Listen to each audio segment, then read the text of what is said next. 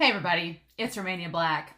I was watching Yu Yu Hakusho today, of all things, and it's a 90s show. I don't know if you've heard of it, but there was an episode I was watching, and this one character uttered this phrase. It was from a character called Genkai, and the phrase I wrote up here on the board, on a little whiteboard coon here, they said the phrase, "Nobody is a one-man show.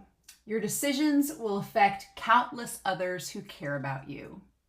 And I paused the video, and I thought, man, I wish Eren could have heard those words. So, oh my gosh, we're on episode 22. It's the rule of six. It's the rule of six. We're here. So if you don't know the rule of six, I've been saying it all throughout my reactions and discussions on Attack on Titan, but Isayama has something about that sixth episode, around the time of his storytelling, when he gets around to adapting that sixth episode of a season, something happens. And it's, let's get ready to rumble, am I right? So here we are.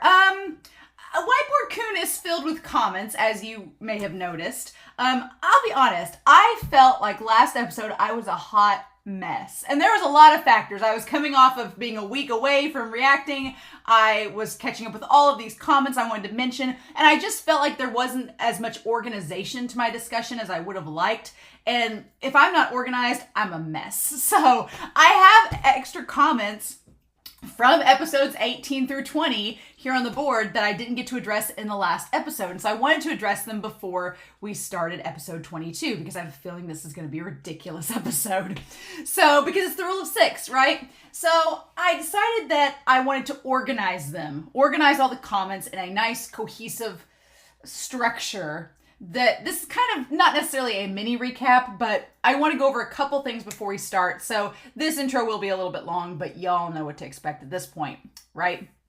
So I'm going to be referencing comments from Key Marie 134, from Shubhan Vyas, from Beatrice Oliveira, from Be Happy, from Alexandra Q, from Alex Johnson, from Mary Axo, from Nijay, from Christopher Peterson, and from Trung Ta. I'm going to be referencing you all. And then Maya B told me repetitively that I needed to listen to Barricades and the lyrics of them. And so I'll talk about that last, about Barricades right before we start. But this isn't going to be a mini recap, because let me tell you, I already have plans for how I'm going to address the timeline in the recap. Don't worry, I have plans. I'm really excited about them, but we'll get there. But I did have a couple things I did want to point out. And that phrase from Genkai, from Yu Yu Hakusho, the idea that nobody's a one-man show. Well, Eren seems to be at the moment, because he is basically using Ymir's powers to bring down all the walls of, so far we think, we don't know for certain. He said all of the walls on Parody Island, so I'm assuming that means Wall Maria, Wall Rose, and Wall Cena, but we're not entirely sure. It could just be Wall Rose, or it could just be Wall Maria. Could be all three. We'll find out, right? And the Eren's going to basically trample the world and destroy the rest of the world. But the thing of it is, those words really struck home to me, because it's like Eren's making all these decisions by himself.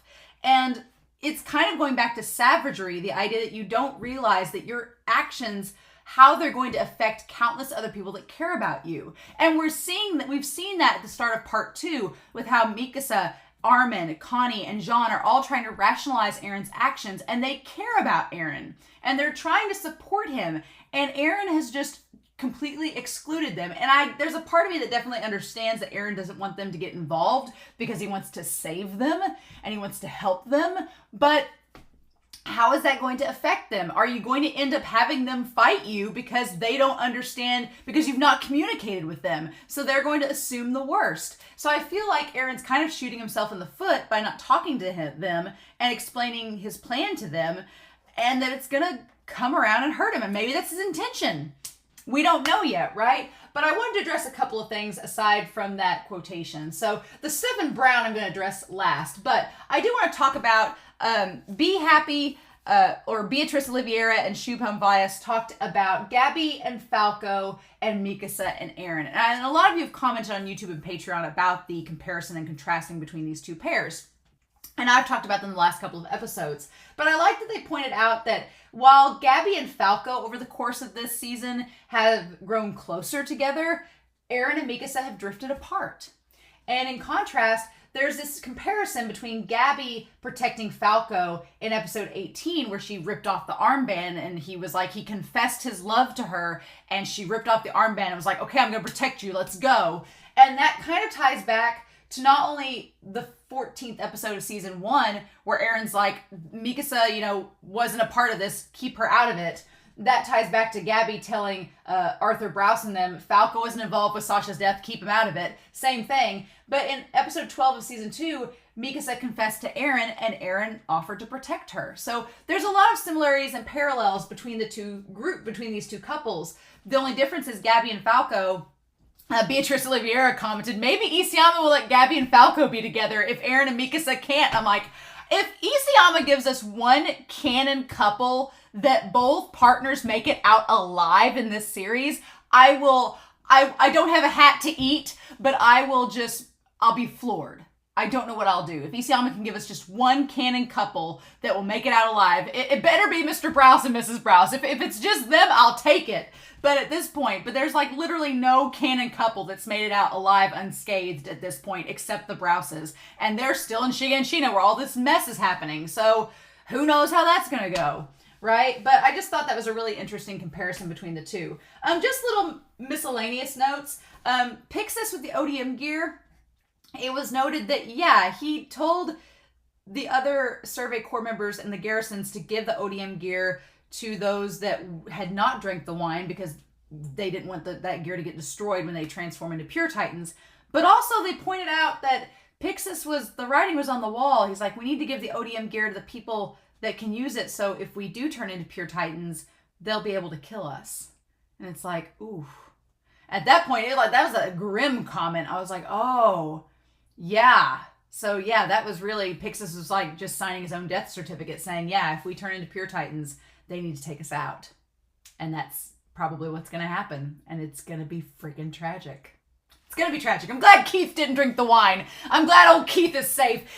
On the Discord, a lot of people were making a joke about Keith's face in the last episode where Eren's talking. Keith's like, what the hell? I'm with Keith, right? Connie, I really liked this comment by Alexander Q about Connie wanting to understand Eren, and that Jean was like, I don't want to admit Eren's cool, but he kind of is, and I still want to believe in him. But Connie's like, I want to talk to Eren. I want to punch him, but I want to talk to him. And I kind of tie that to Gabby. When Gabby, after Liberio, Gabby's like, I need to find Eren so I can ask him, why did Udo and Sophia have to die? And that kind of seems like a similar mindset that Connie has. Connie's like, I just need to understand why Eren's doing what he's doing. And poor Connie, these last several episodes, he just has been holding his head like, this is too much. What the hell? Like, it's just a mind trip, right? It was also noted about the Ackermans, and this was, trying to find who it was on here. Mary Axo talked about the Ackermans and how their powers, Eren tells that big, which we know now is pretty much a lie, about Mikasa and the Ackerman blood affecting her. But Mary Axo pointed out that the Ackerman's powers seem like they're not really to serve the royal family, but just to protect themselves, to survive. And Mikasa and Levi and Kenny have kind of demonstrated that. Their whole ability to live this far through all these traumatic events has been because their blood moves them forward. It's kind of odd. It's sort of like the Attack Titan in a weird way, but at the same time, they're a lot more liberated than the Attack Titan. The Attack Titan only moves forward and doesn't have any hindsight or looking back. Whereas the Ackermans, they seem like humans that just have this extra hyped up instinctual part of them that tells them to survive no matter what. And yeah, you could argue that the royal family could use that. They could be like, okay, you super soldiers that are hell-bent on survival no matter what, you need to protect us. Yeah, that makes sense. But at the end of the day, Kenny's grandpa notes that they all decided to leave the royal family because the royal family couldn't affect them. There's still a lot about the Ackermans that hasn't been said, and it's still a big mystery, and I know it's tied to Mikasa, and I'm just waiting for it to come out, and I have a feeling, or I hope by the end of this series, that we get more on that, because I feel like there's more stuff with the Ackermans that we don't know. And maybe if we ever touch back on Levi, if Levi and Hange are alive, they're probably freaking out, but maybe when we touch back on that, stuff about the Ackermans will come out. Maybe Hange will find out some of the Ackerman stuff in tending to Levi. I don't know. Maybe that'll come out. And maybe Mikasa needs to leave Eren to survive. maybe that'll become part of it. And that may be how Mikasa proves to Eren, no, my blood isn't tying me to you. It's tying me to survival. And now I need to stay away from you to survive. So maybe there's something to that. I don't know. To do what needs to be done. So, but anyway, that's the miscellaneous stuff. So the rest of this on the board is all tied to last episode and the story of Ymir. Holy cow. Rewatching that episode, I feel bad for Ymir. I was sent a video on the Discord. I've sent a video of, it was from 6 years ago, but they discovered this parasitic fossil, and it's basically the something, the founder. And it's a real life fossil of this little microorganism that looks like a centipede, and it has like all the feelers and everything and the spikes. And I'm like, did Isayama like watch this 6 years ago and was like, that's what my something needs to look like. Got it. But it's interesting. So there's a lot of questions that I touched on in the last episode, and I just want to kind of recap them there before we start this episode. So going back to this idea of the Attack Titan and of Eren transcending the 2,000 years to you 2,000 years in the future and from you 2,000 years in the future, was Ymir waiting those many, many years, or was the founder waiting for Eren to come back? Was it Ymir? Was it the founder that touched her and, you know, has been this kind of parasitic creature that's spawned the Titans? I feel like the devil of all earth, the founder itself, not just Ymir, has some kind of like just parasitic quality. It's very creepy. And if you think about it, it's very animalistic, right? This idea that the founder, I'm going to call the little worm thing, I called him the devil of all earth in the last video. I'm going to call him the founder in this. But even though Ymir is the OG human founder, the founder thing, it attacks for survival. It's its base instinct to live, which is very interesting. I'll be honest, that eye twitch that Eren does when he connects, when the centipede founder connects Eren's head back to its body, it's inhuman. It's very bug-like. It's creepy. And so is the parasite, is it like the Titan power, like a parasitic power? Kind of makes sense. Is Eren being driven by that in any way?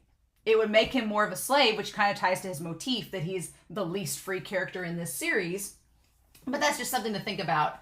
So it was pointed out by Be Happy, the idea that the Shifters and Eldians, they can see the paths. The Shifters can see the paths like Freckled Ymir did. But when Eren talks to the Eldians, they all see the paths as well. But the only ones that can interact with the coordinate and the actual power itself are either the founder or those of royal blood, because Ymir was so obsessed and tied to those of royal blood, which is interesting. It's also curious because Eren and Ymir, they're very similar, but they're also very polar opposites. It's a very interesting character construct. You have Ymir, who was all for doing everything for everyone else. She did nothing for herself. Everything she did, even up to her death, was for the sake of others. And then you have Eren, who... Is Eren the same as Ymir? Is he doing all of this for the sake of those he cares about?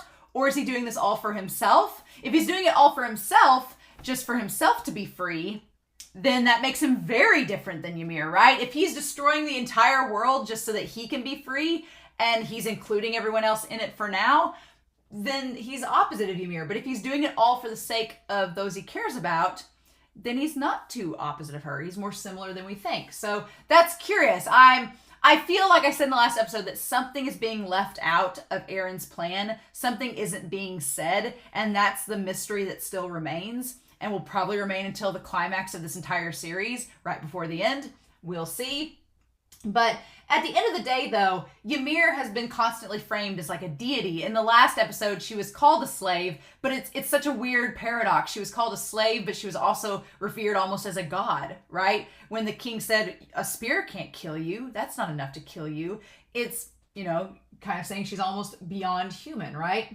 And then you have her framed as a god. You have Eren framed as a devil. It's that duality. But at the end of the day, Ymir was not a god. She wasn't a devil. Her and Eren both, they're just people who just wanted freedom and to make their own choices. And Eren, it's such a weird, we were talking about in the Discord, there's such a weird duality there because Eren he seems like he's the first person in 2,000 years to be sympathetic towards Ymir. But at the same time, he's also using her. He's using her for her power, but he's also being sympathetic to her. So it's a very odd duality, right? He's saying she has a choice, and she should be able to do what she wants. And it's funny how he phrases it. He's like, well, you're free to make your own choices and do what you want. You don't have to listen to Zeke or any of the royal family members, but in making your own choice, you were leading me here so that I could use your power, right? Like he wiggles himself in there. It's interesting. But it was pointed out by several people that Eren can see parts of his future, but not all of it. And going back and rewatching episodes 20 and 21, that becomes clear. There's parts of episode 20 that Eren is surprised by, and Zeke even points out, he's like, there's parts of this you don't know about. So you know some of the future, but not all of it. So Eren is not omniscient. He can't see the entire future. He's just been shown bits and pieces, which again limits his free will because he can only move forward. In the ED, when you watch the ED at the very last frame, Eren turns to look back and he disappears. He can't look back. Right? You can only move forward, and it limits his own freedom. So my question is, will he get, Grisha says that Eren's going to get what he wants. Okay. But has future Eren chose not to show him certain things? What is Eren wanting in the end? That's a big mystery. It seems like he wants to destroy the rest of the world so that parity will be kept safe, but is there more to it? We'll talk about this on the other side of the board. Is there more to it? Has the future version of Eren deliberately not shown him everything because to give him some freedom in all of this? I don't know. It makes me a little bit more encouraged because several people were like, well, there's no free will in Attack on Titan because Eren can see everything. And I'm like, well, he can't see everything. So there is still gaps in the future. And unless Eren has in fact seen his own death and seen the end of it all, the end of his term, unless he has seen that far ahead and we just don't know it as the audience, then there is a chance that this future has a possible alternate ending if he's not seen how it goes down at the end of the day. That's what we don't know. We don't know the extent to which Eren has seen the future. And when I do the recap, I'm going to break all this down, but we don't know exactly how far Eren has seen into the future. That's the thing. And I talked about it in the last discussion video, but that's still one of the big mysteries in all of this. And then on this side, I want to talk about a couple things with Grisha and Zeke. Grisha, someone noted, I think Be Happy was and Nijay about writing their stories down and leaving them behind. Grisha vocalizing his sins, his regrets, the things that he wanted other people to know. And so he wanted to tell his story. Right? And that kind of goes back to, it's funny, it's the words that Kruger told Grisha, but in reality, it's the words that Eren told Kruger, and then Eren told Grisha in return, and it's the idea that even if you die, even in death, you move forward. This is the story that you started. So that's the thing, right? This is the story that you started. So you can't stop now. You've got to keep moving forward and write down everything. So it's this big loop, right? And so that kind of ties to the idea that this was brought up by Key Marie, and I wanted to note this. Key Marie brought this up. I hadn't thought about this. Eren was conceived while Grisha had the Attack Titan. Have we had any other Titan shifters conceived while their parents had the Titan shifters inside of them? Has that been... A lot of people were questioning, like, could Historia turn into a Titan while she's pregnant? Well, she's pregnant, her being the woman in this case, Grisha didn't have to carry Eren as the baby, so there's a big difference there. But yeah, has there been instances where other shifters have fathered or mothered children while they were Titan shifters? Has that been a thing? Ymir obviously was a Titan shifter while she had the 3 daughters. So there's that. She was able to carry and have those 3 kids while she was still a Titan shifter. So it's clearly possible. It clearly means that Historia could become a Titan while carrying she could become a Titan and carry a baby. That answers my question from way back in Sound Argument. I was like, could she do that? Well, Ymir did it, so the answer is yes. But Eren was conceived while Grisha had the Attack Titan. So Eren being born, is this why he is the way that he is? Is he so embedded with this sense of purpose and this go forward attitude because he was conceived while Grisha was the Attack Titan? Is there something to that? I don't know. It kind of goes back to that whole parasitic thing. Has it affected Eren's fundamental composition because he was born into this world this way?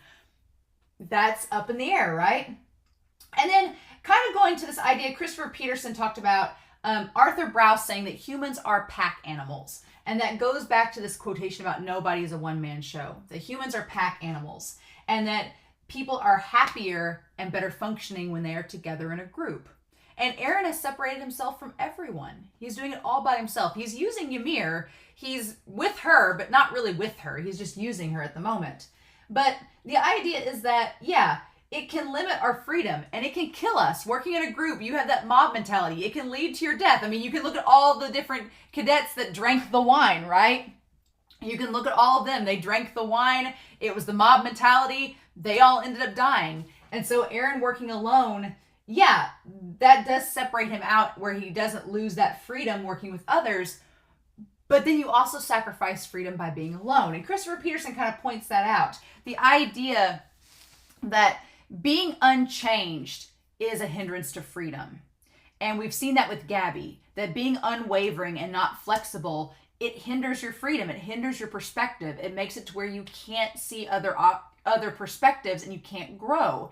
And so unless, as Christopher says, unless Eren is aiming to be totally alone, you know, like the ED all by themselves in the flowers, then he's not going to be totally free in the sense that I think he sees freedom, right? We see that, and that's something else I wanted to point out too, that Eren, a part of me is like, does Eren think that once he's totally alone and has this freedom of choice that he will be free? But we've seen with Ymir, her in the paths, she was by herself, but she wasn't free. She was and that was tied to the fact that she was serving others. And so you could say that Eren is kind of embodying this like selfishness as freedom that I talked about back in episode 20.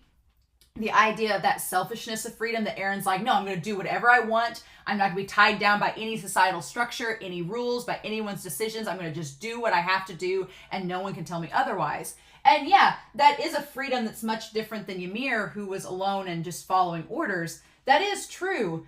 And it kind of ties to that idea of helping others versus selfishness. In the last episode, it was very much framed that helping others was a bad thing. All Ymir did her whole life was help others and not think of anyone, not think of herself at all, but think of everyone else. And it killed her and it enslaved her. And Eren, looking at that, is probably like, well, that's just the worst.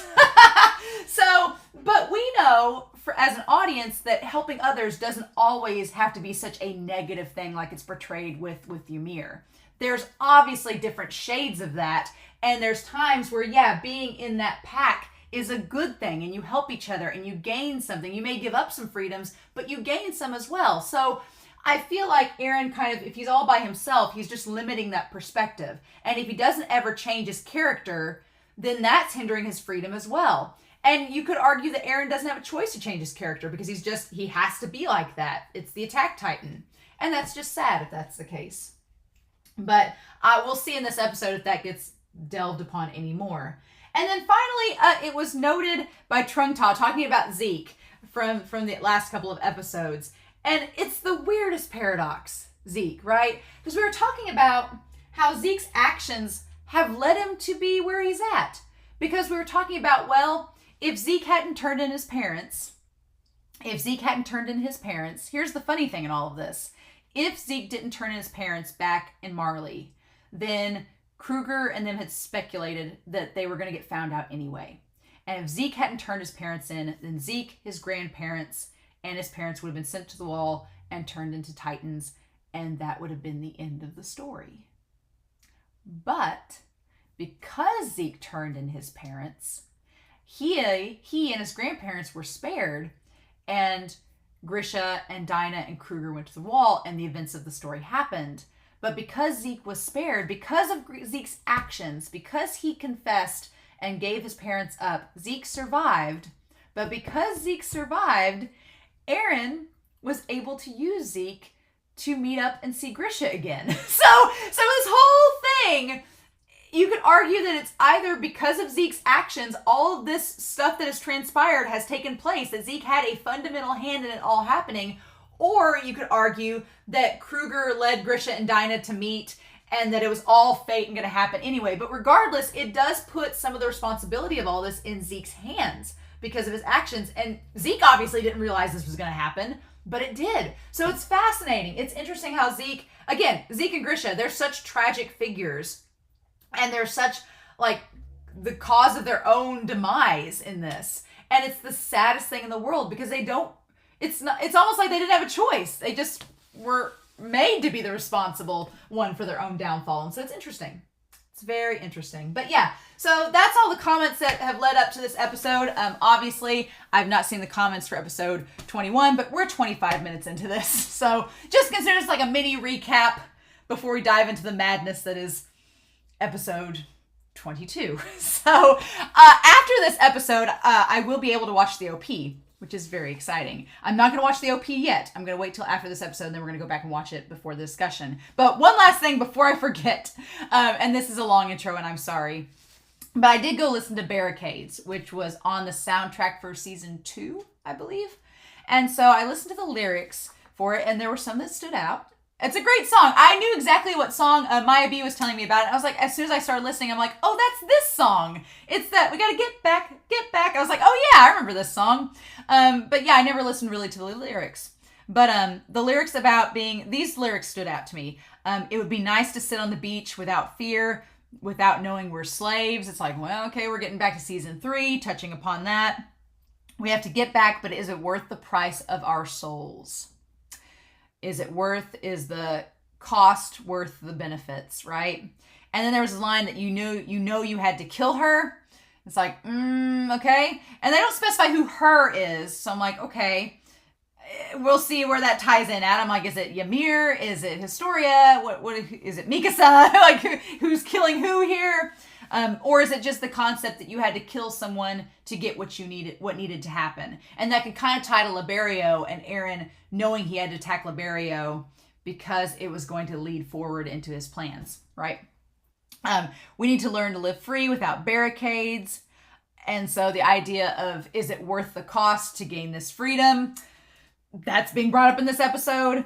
And then there's this lyric, someone tries to talk to me, signpost on the righteous road. My animal inside can now be tamed to go over the wall.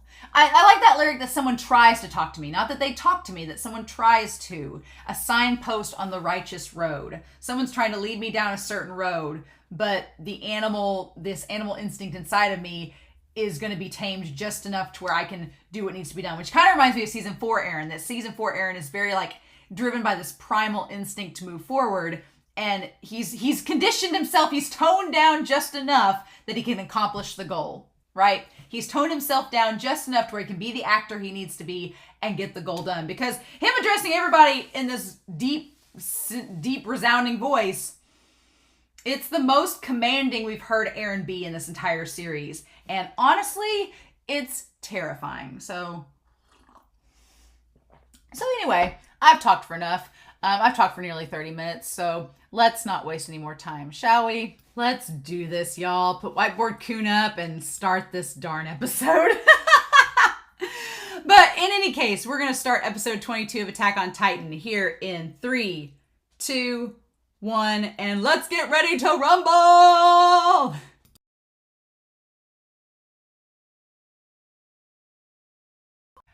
I'm glad that this time around, no one, when I started season 4 part 2, nobody was like, oh, you can watch the OP. What? That OP was so full of spoilers. I'm glad that I waited until the end of this episode, because a lot of people were like, oh, are you going to watch it with episode 22? And I was like, no, I'll wait till the end of episode 22. And I almost forgot. And then I was like, I'll wait and watch till the end. Yeah, because we see Annie. And I was like, oh, well, it's about damn time, Isayama. You getting Annie all out of this? Oh my God. Connie! What? I get why Connie wants to save his mom, and this is the one chance for him to do it. But I'm like, Connie, what is your mother going to do? Is she going to strap on ODM gear and help us? No. So I don't think that Falco is going to die. I don't think that Falco is going to get fed to Connie's mom. But I'm like, who's going to stop Connie? Because she's way over by Wall Rose, right? So that's a ways away. Like, somebody's gonna stop Connie. Is Annie gonna stop Connie? Is that gonna happen? Is Falco gonna wake up but he has his mouth gagged, so he can't really talk no jutsu his way out of it? Or is Connie gonna get there and his mom's gonna get trampled by the Titans? Because here's the thing: if Eren is leading them all, but they're leaving the island, so I don't know.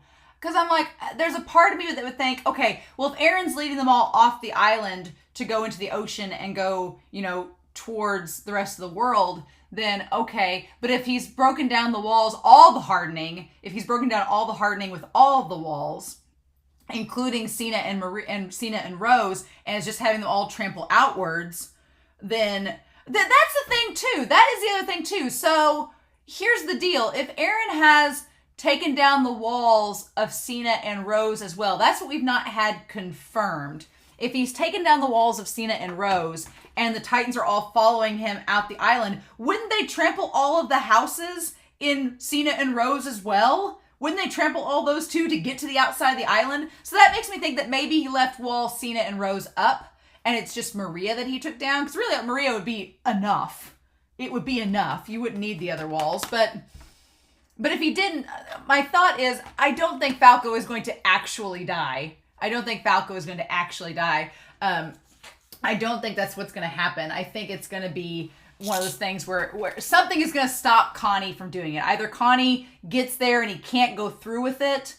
Falco wakes up and he can't go through with it, or somehow Falco gets something off his mouth and But at the point, I don't know if Falco would even try to talk his way out of it. Now, Reiner made the comment that his memories would be impaired, so maybe Falco would be like, I'm trying to find my brother. Where's my brother? And then Connie would feel guilty and not do. I just don't think that Falco is going to get fed to Connie's mom and that she's going to become a Titan shifter. She's going to become the Jaw Titan. Like, no. I'm like, no. And I get why Connie wants to do it. I do, because he's been visiting her for 4 years. And she's been in this state for 4 years. So I get it. But it's like, Connie, honey, it's not going to do any good. And then at the end of the day, I just feel like either something is going to keep Connie from doing it, whether it's Falco or his own self keeps him from doing it, or he sees his mom and he can't go through with it, or he gets there to her and she's already gone. Like a Titan stepped on her and crushed her, because these colossal Titans are huge. So if they're marching out towards the sea, what if Eren's released them all of the hardening? So I'm assuming that this means that all of the walls, so all the walls are gone. All of those are gone. And then on top of that, you have Reiner's armor is gone. His armor was stripped down. And Annie's, the little glass thing, Annie's little crystal pod was gone. Yeah, here's the thing.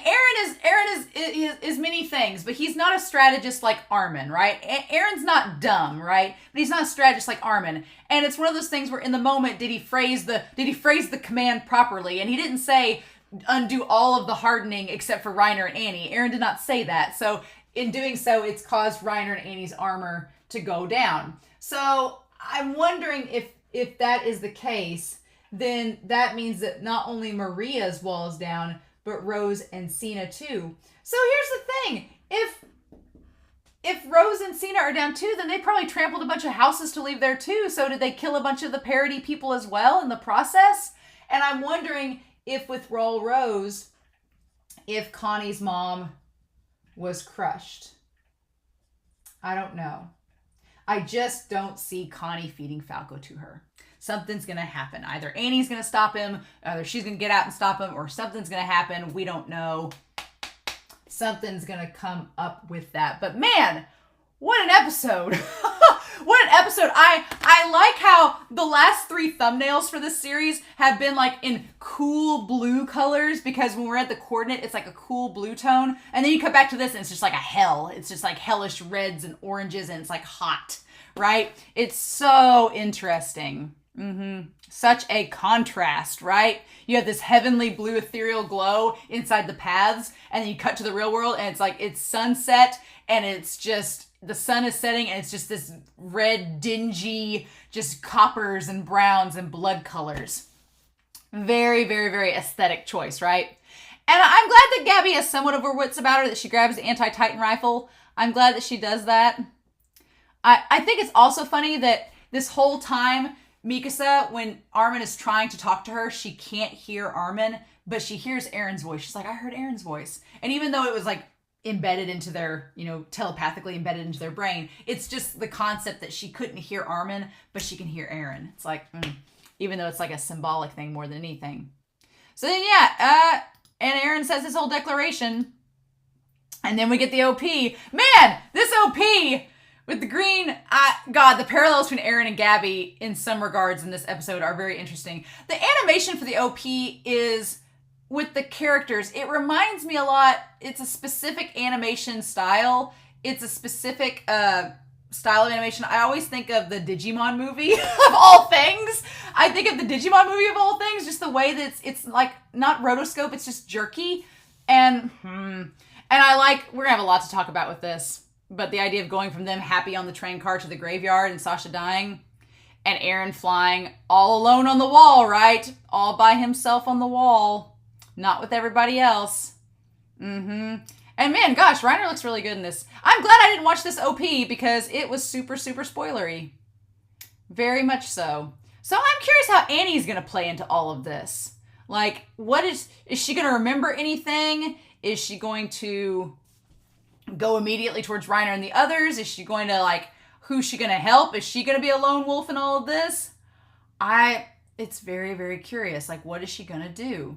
And I love in this OP all the people looking up towards the wall. And we have our Survey Corps at the top looking down.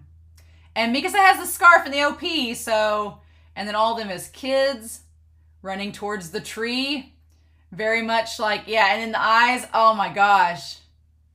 Seeing the founder titan in Eren's eyes, and then the butterfly wing. Again, you have the moth with the wing clipped and the wing clipped off by itself, so it's kind of like Eren separated from everybody else.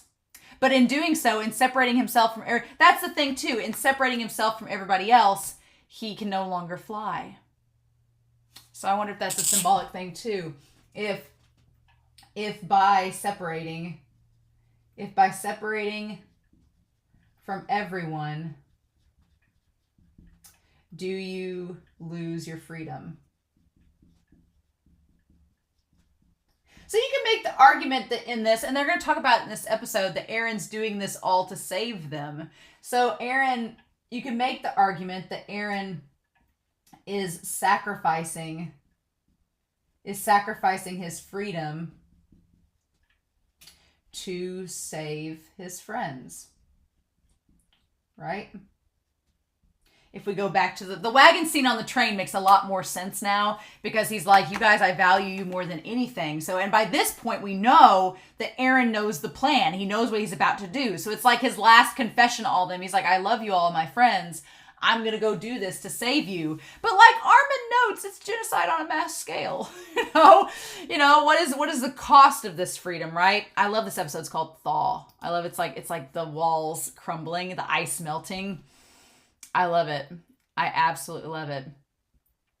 And so we have everybody in the paths, and then they go back to the present, and there is Annie's father. I love that we bookend this episode with Annie's father thinking that they're all going to die, and then cut to Annie at the very end. I love that. Now, Annie's goal would be to get back home. So let's do some things of Gabby.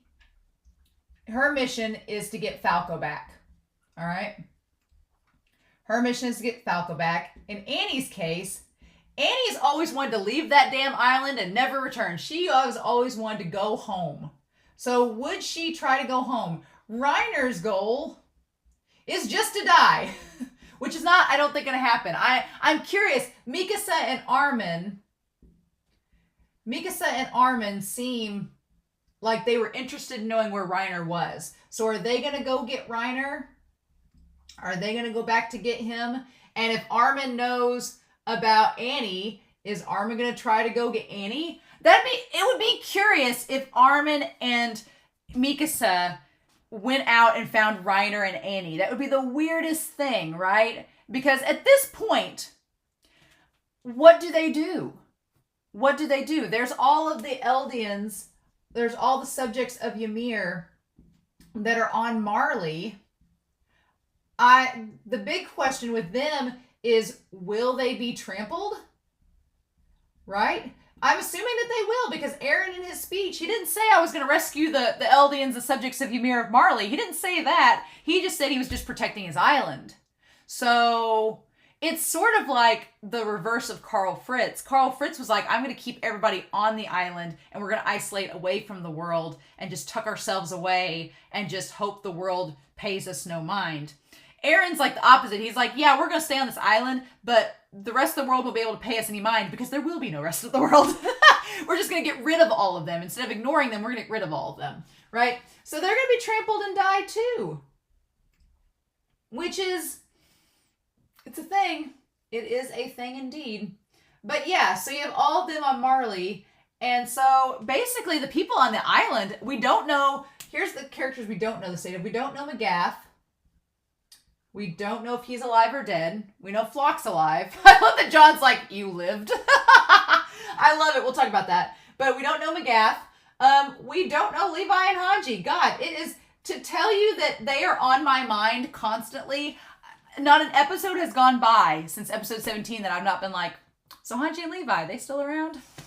I don't know. And I feel like this whole thing with the Ackermans, it gets brought up in this. It doesn't get brought up directly, but it does get brought up. We're going to talk about it. But I'm like, it has something to do with what Reiner was telling her.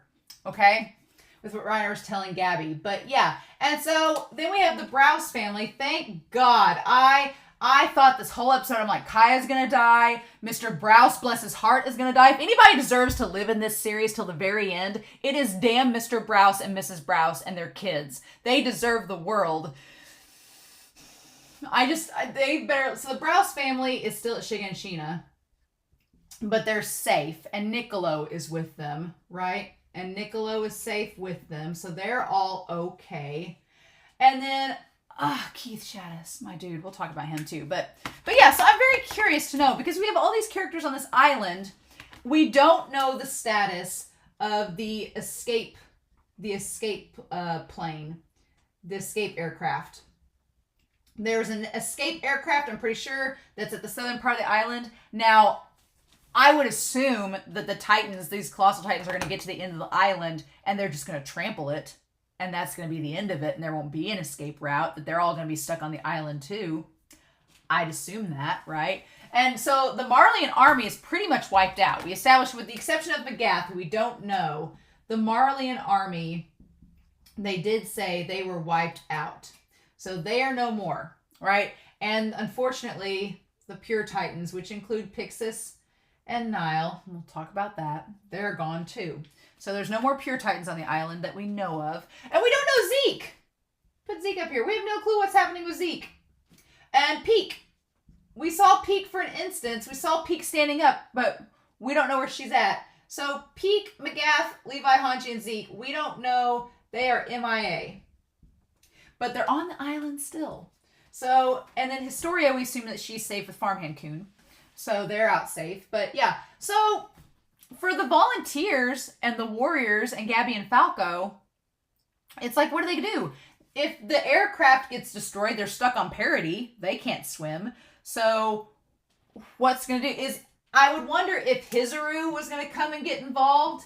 If Hizuru's like, well, shit, we don't want to go down. So will Hizuru get involved, I wonder? Because they said they were an ally. I don't know. And they've had access to the island in the past. So would they come and try to help out and try to do something? Especially since Mikasa's still on the island. I don't know. But yeah, what are they going to do? So we're going to talk about this. This brings up some interesting questions. But yeah, what was that strange place? And then poor Mr. Leonhardt. Yeah, Annie doesn't look anything like him. She must look like her mom or something, because she looks nothing like him at all. It's odd. The Titans are coming to kill us. Oh, so yeah, the armor is just broke, and you see his whole face. At the time, I thought he just got wrecked. I thought Reiner was just wrecked and done with. But no, his armor just completely got disintegrated. For the record, Reiner has never looked rougher. Reiner looks like he was just chucked through a cheese grater and just got spit out on the other side. And Gabby calling for Falco. And I like that Gabby's just walking through this war zone in her dress with like this giant anti-Titan rifle on her shoulders. Like, And Reiner's been hit by some debris, so he's been hit by some debris, and he just looks so sad. He says the first Titan transformation knocks you out and impacts your memories. So that might be for the good. That might be for the better, in all honesty. If Falco doesn't remember Colt hugging him and getting burned alive, it's probably for the best, because I don't know if Falco needs to wake up and immediately remember that, because that's a really tragic death. But Reiner just looks so sad. He just looks so defeated. He's like he was taken. And Gabby's like, by who? Why? Why didn't you say something earlier? He says, probably Jean and Connie. So he remembers seeing them. They wouldn't overlook a life as valuable as Falco's. And then, yeah, he's hurt. He's like, being one of the 9 Titans, he's too important. Yeah, his whole backside is bleeding. He's healing, but not fast. He's like, did you use all your power? He's like, yeah, my armor came undone somehow and a piece of the wall hit me. So, yeah, because he's healing, but it's like right back there. It's not good. And then poor Reiner, him saying, I couldn't stop it. He's saying, Eren will destroy the world. Yeah, and it's just like Reiner's like, I couldn't be the hero. I couldn't save the world like I intended to. And so we go into this house with all the food that's been left on the table, and him, which is curious because I'm assuming that means they didn't evacuate, but just recently, because they left food on the table, right? And so him against the wall. He says, in the south, there's escaped airships. Airships. So that's with an S. So there's multiple ones. Okay. Which doesn't mean anything. They could all be destroyed by the time we get back to them. But he tells Gabby, saying that she needs to go find Peak, our soldiers, and escape. Well, there's no soldiers left. It's really just Peak and them. You have to hurry and tell Marley, the world. Because, yeah, he's like, none of the other people in the world, except for the subjects of Ymir, even know about that. That's the crazy thing. Only the Eldians in Marley and the people on Parody Island, the subjects of Ymir there, they're the only ones that know about it, unless there's perhaps subjects of Ymir around the world in different pockets. They're the only ones that know. So none of the other people in the world have any clue what's about to happen, which is terrifying, right? They have no idea. And so Gabby being like, what will telling them do? Where is there to run? What do we do? And Reiner's like, well, shit, I didn't think about that. And then she says, my mom, dad, and Aunt Karina, which is Reiner's mom, she says, won't everybody die? And he's like, yes. And she's like, then we got to kill Eren and stop him. She's like, then if that's what we have to do, she's like, if that's the only way to save them, then we have to stop Eren. And so I'm curious, because Gabby at this point, by the end of this episode, for the record, Gabby's character, I'm like, she's come so far. And people are talking about it in the comments, that it seems like it's happened subtly, but also quickly, because it's been over the course of one season. It's been a long season. We're 22 episodes in. But also, it has happened pretty gradually, and I think it's happened naturally based on the experiences that she's had as a character.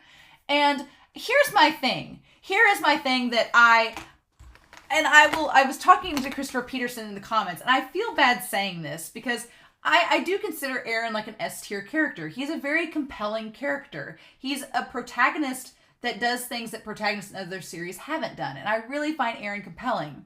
But the one thing that's so interesting about him as a character, and it mind boggles me, is that oftentimes, and I teach English, so we do lots of things with character studies, right?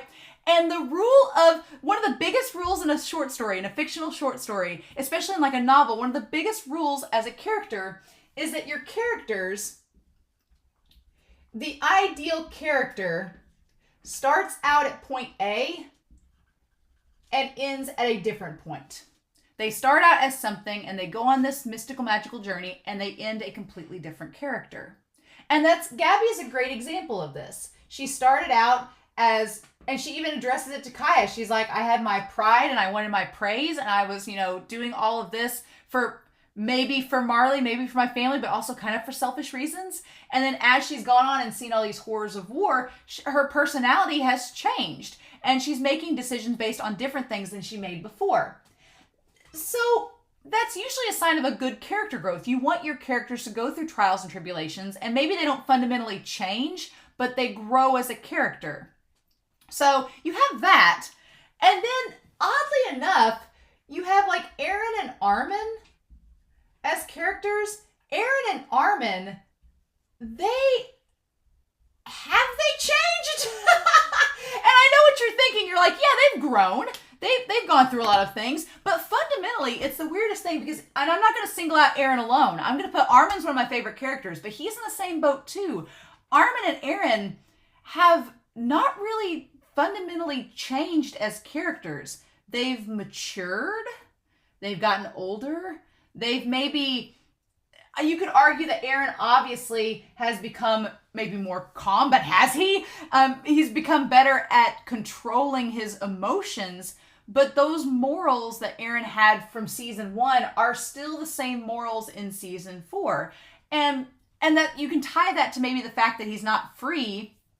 We've talked about that in previous episodes. There's the idea that knowledge changes us. In Gabby's case, that's the big thing. Knowledge changes us. Compassion changes us, right? Finding and purpose changes us. But oddly enough, like kindness and compassion and purpose and knowledge, those things have all led Gabby to change her character over the course of this season. But over the course of the series, especially in Eren's case, the knowledge that he's gained, the compassion he feels for his friends, and the purpose that he finds, they've not changed his character. They've just reaffirmed it, like to an extreme. And so I find that so fascinating because normally that you could argue, I could see somebody saying, well, Eren's character hasn't changed from the start of the story to the end of the story, so is he a good character? But he is. He is a good character. What frustrates me about Eren is that he doubles down on everything that you think. When he gets a new idea, it almost reaffirms what he's always believed in, and so he just doubles down even more. He doesn't necessarily change his beliefs, he just doubles down on his core principles. And it's fascinating and compelling. It's just such a different route than a lot of protagonists go through, and it's interesting. It's very different. Like, I keep comparing Gabby and Eren, but they are not the same character. There's lots of similarities. Physically, there are a lot of similarities, and Gabby will do something later on in this episode that I was like, oh, okay, we're doing that, Isayama. Interesting. But they do a lot. I think Isayama is intentionally having Gabby and Eren seem like the same character, but they are not. And this episode really showcases how they are not the same character at all. And it's fascinating. So, and Armin's kind of the same way. Armin has not really changed in his core principles. He's developed more as a character, yeah, but his core principles have not changed like they have for Gabby. So it's fascinating. It's very, very interesting. But Gabby's saying here, she's like, we've got to kill Eren and stop him. And Reiner's like, we can't do that. The Founding Titan can make all Titans and subjects of Ymir obey its will. The Founding Titan can pretty much do anything, supposedly. That brings up some interesting questions we're going to discuss here. And so, here's the thing. So, we're going to put the Founding Titan right here because some fun questions pop up with the Founding Titan over the course of this episode. So, supposedly, the Founding Titans can control all of the subjects of Ymir. But Reiner, he cannot. The Founding Titan does not control the Ackermans. The Ackermans do not listen to the Founding Titan. And that is why I'm very, very curious about this whole thing with Mikasa. Now, Levi has been suspiciously absent from this from episode 17 to now. Levi has not been involved in this story at all. So Levi has not been involved in... The question is, did Levi hear the same thing Hange heard? Hange heard this. We didn't get to see that reaction. That's what I want to see. I want to see, what about Levi... I'm going to get blue. What about Levi and Hange hearing this whole paths conversation? If we assume that Hange was conscious, then they heard. And I want to know Hanji's reaction to all of this. Holy cow, I want to hear Hanji's reaction. And if Levi was conscious, then what did Levi think about all of this? Or was Levi unconscious during all of this? It's almost like, would it be a kindness to have Levi unconscious? Because back in Savagery, Levi was like, what the hell's going on? So, God, now I want to know so badly, and don't spoil me, but it's killing me not knowing if they heard, what their status is. I know they're not dead. Isayama, you can't fool me. I know they're not dead, but just not knowing is so frustrating. And so, yeah, but the Ackermans, they don't listen to the Founding Titan. That's why the Founding Titan, the king, has always been scared of them. Because for some reason, for reasons unknown, for reasons that have not been yet explained, they don't listen, right? And I feel like this is extremely important. I feel like there's some extreme importance to this, especially tying to the founder, the devil of all earth, to all of that.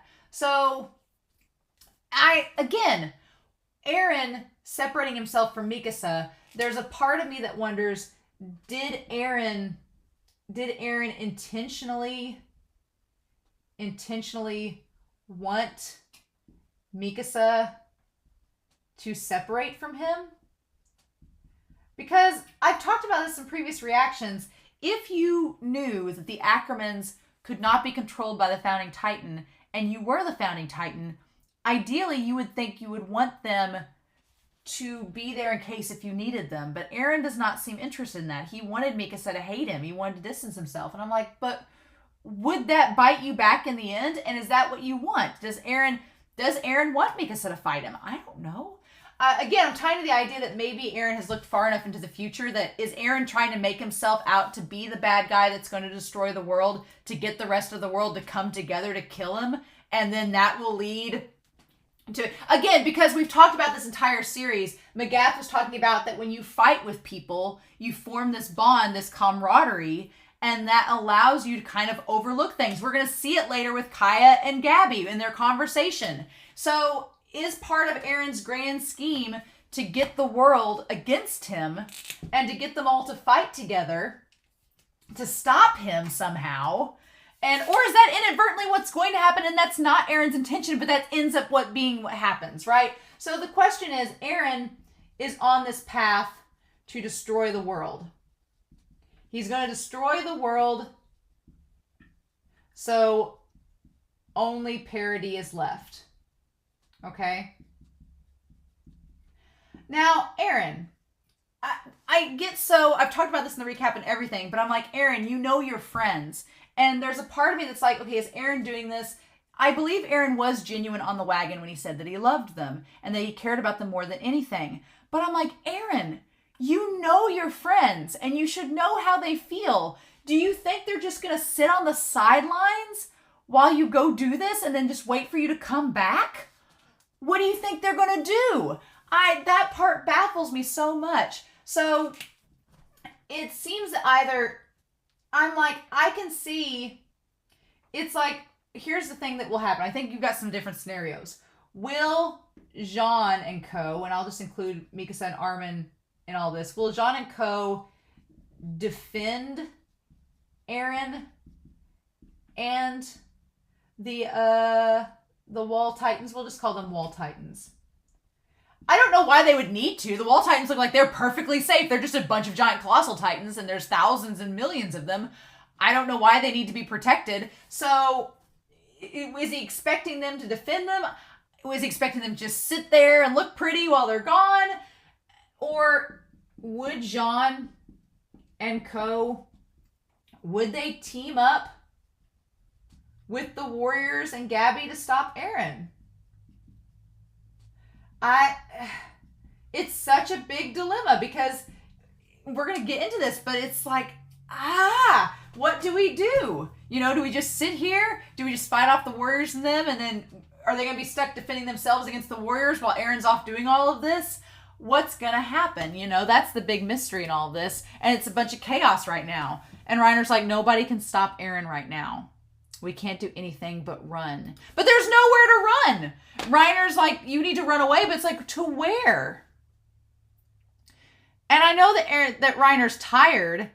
And this moment, I'm really glad for Gabby because Gabby, like Reiner has given up. He is just as done with it as you possibly can get. He's just ready to embrace death and just to get it over with. And Gabby's like, no. I love when she gets her like angry eyebrows here. It looks like Eren, but it's not the same. It looks like Eren when she gets angry. And I almost expected her to I thought for a second it was a bowl of water and I thought she was going to throw it on Reiner. But no, this is a scene. This is very much the parallel. This is the parallel of Eren's fight, looking in the mirror and repeating fight over and over again. She is in front of a mirror with a basin of water, just like Eren in the jail cell. It's the exact same parallel. She ties her hair up, ties the hair back, just like Eren did, in the exact same way that he does. And she says, like hell, I'm giving up. And she says, I'm coming for you, Falco. So here's a big difference in all this. Again, just like Eren, Gabby's like, I'm not giving up. I'm not going to just lie here and run away. I'm going to move. I'm not going to go backwards. I'm going to move forward like Eren. But the thing of it is, she's like, I'm coming for you, Falco. And maybe that is the same. Maybe Eren is doing all of this to save his friends, and she's doing all of this to save Falco. So it's kind of the same. But I feel like their characters are in different places. But yeah. And then poor Reiner, he just passes out with the apples and the bread beside him. And he does get to sleep. At least Reiner gets to sleep. So Reiner is basically passed out. He's down here. He's asleep, healing himself. Is he going to die? I don't think so. I think that Mikasa is going after him. I think Mikasa is going to go after him. I think Mikasa is going to try to find Reiner. I think Armin's going to go after Annie. I could be wrong, but I think that that's how it's going to go down. Or maybe Armin, since Eren talked to Armin and said those horrible things to him, and about how maybe Armin won't go after Annie because he's like, oh no, it's just Bertold influencing me. I don't know. I feel like Armin might just stay behind because he doesn't want to do that and he'll help Mikasa, but again, I don't know. But we have all of these colossal titans. I do like how they make them all look different. That is interesting. As they go by, you see their skulls and stuff look a little bit different. That's pretty cool. I like that. And John saying, it's over. I never thought he'd slaughter everyone beyond the walls. They go that far. Once they die off, so will all the hate. So it's funny. It's very funny in this plan here. As Jean points out, Jean kind of points out the big contrast. Jean points out that all the hate dies out, right? Supposedly. All the hate dies out. With Zeke's plan, it was because all of the Eldians or subjects of Ymir died. With Eren's plan, it's the rest of the world dies.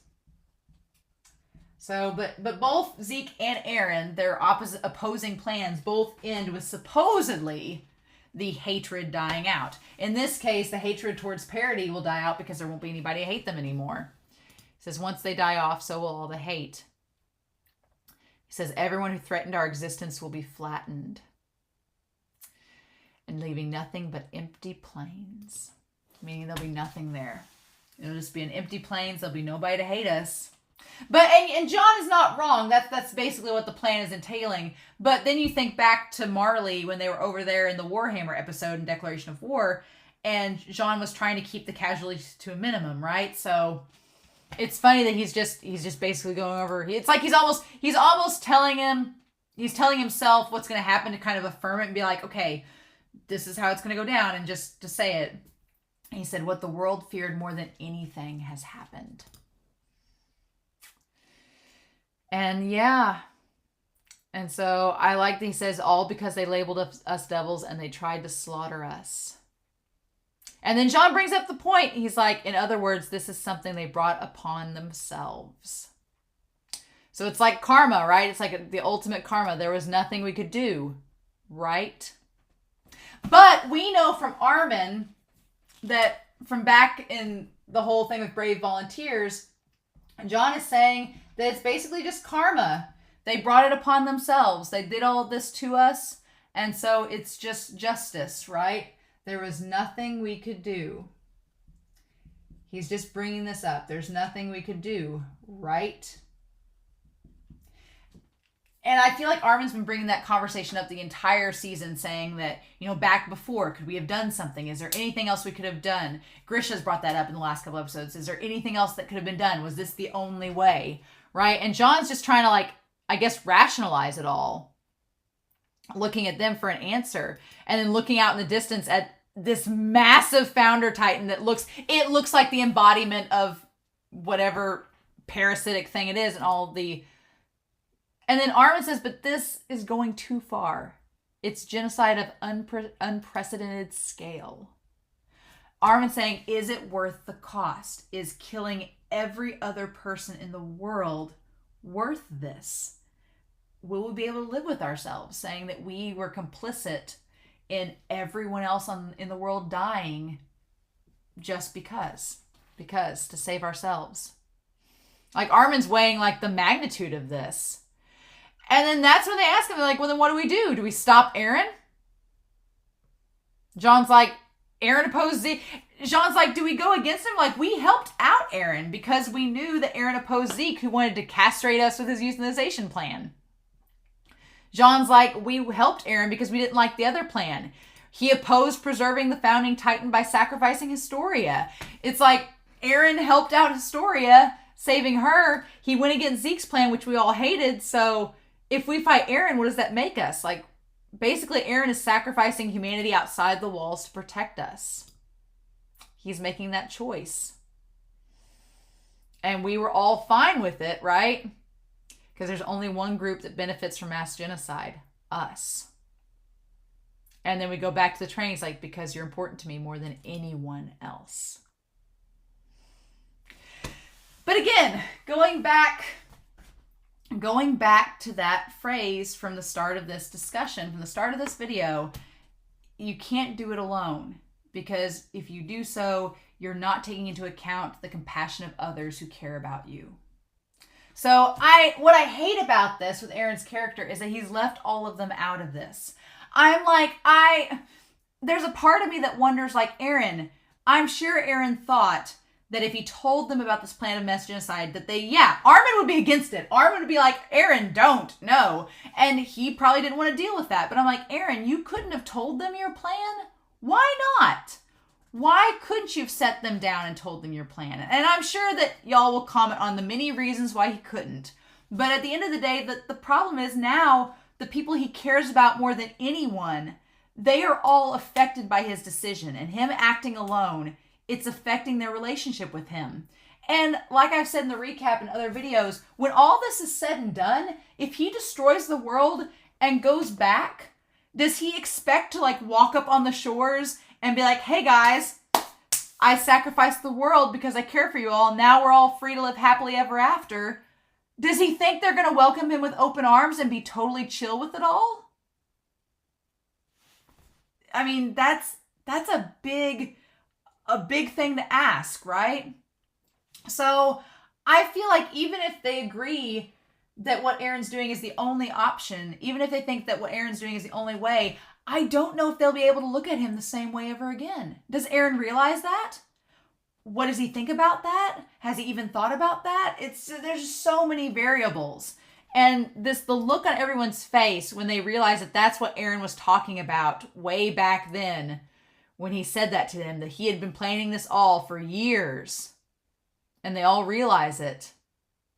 And I love how silent it is. There's no sound in this part. It's all so quiet, despite everything going on outside the walls. That Eren's basically, he's sacrificing his freedom and sacrificing the world to save the people he's closest to. Ugh!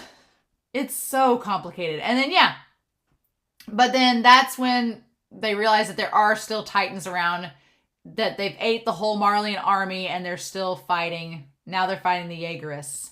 And so Armin asks a very good question. If Eren commands the founder, why can't he control every Titan? So that's a very good question.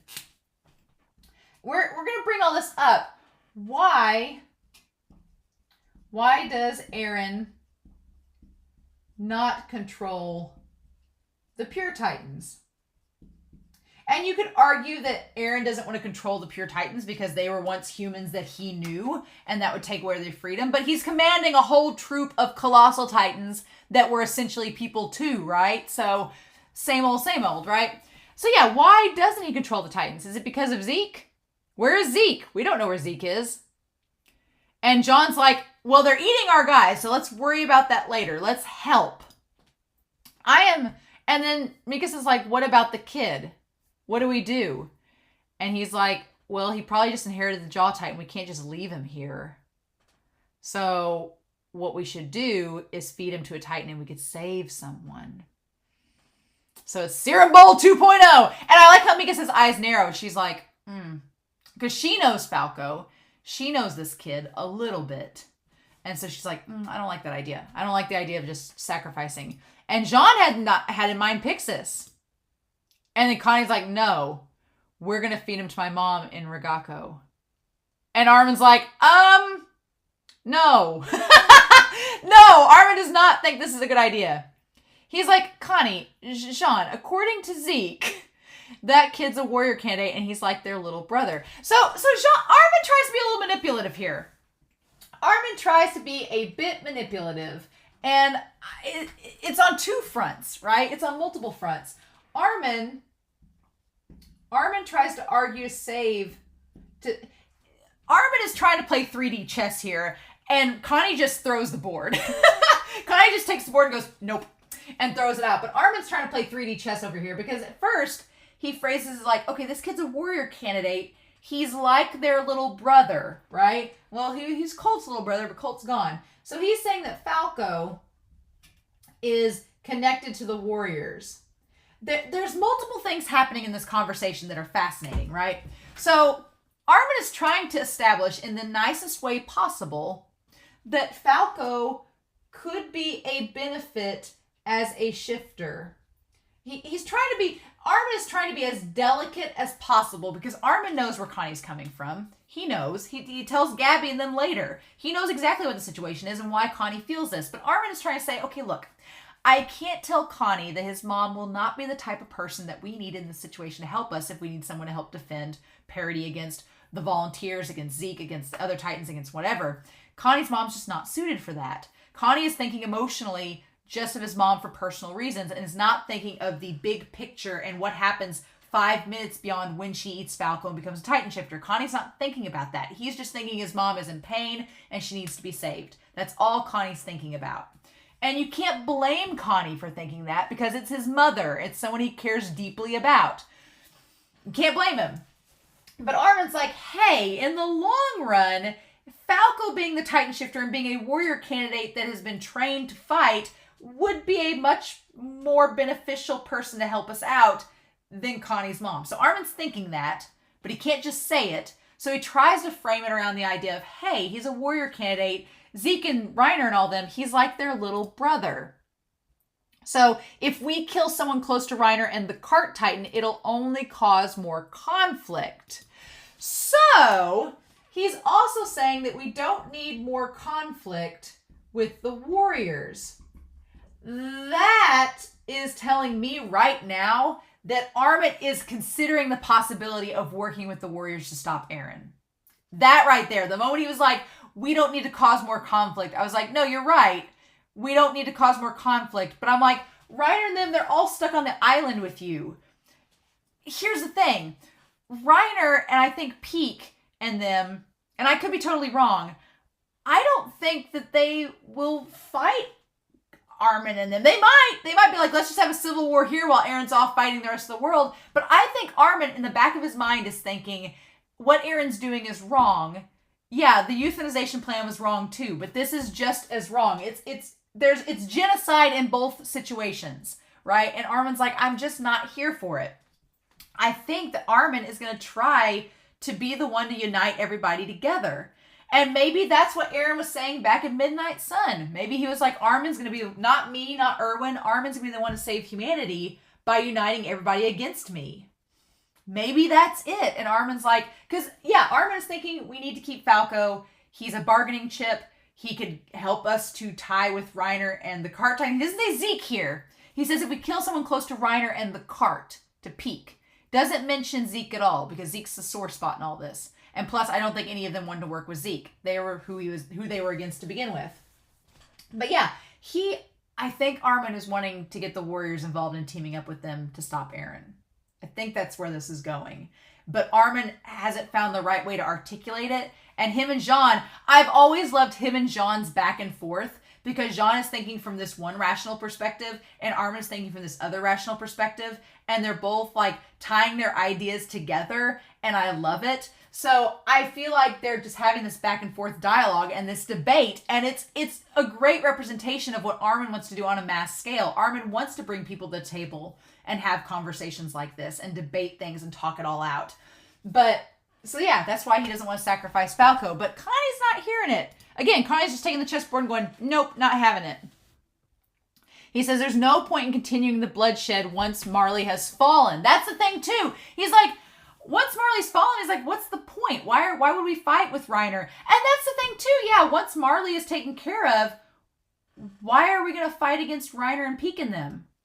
What do they have to fight against? If Eren destroys Marley and them, what is Reiner and them? What's the point of them? What are we going to do then? Do we have a dialogue? What happens next? But again, Connie is not hearing it. And yeah, and Armin again, Armin gesturing, Armin getting very emotional and gesturing. It's like he's trying to play Connie and it just doesn't work. He's saying, are you saying my mom doesn't matter? And Armin's like, well, that's not it. And he's like, do you have any idea what it's like to see my mom like that every time? And Armin does not.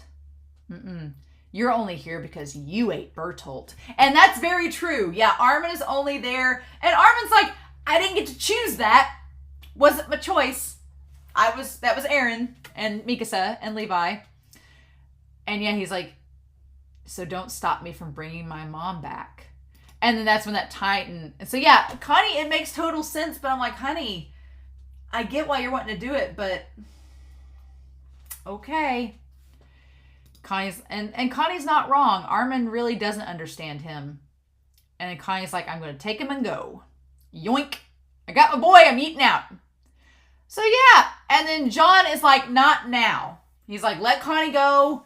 We got to do this first. Like, Connie's running away. We've got to deal with these Titans. There's ain't any more walls left. So there's nothing stopping them from going to the next town and the next town. That is the thing, too, with Eren not stopping the pure Titans.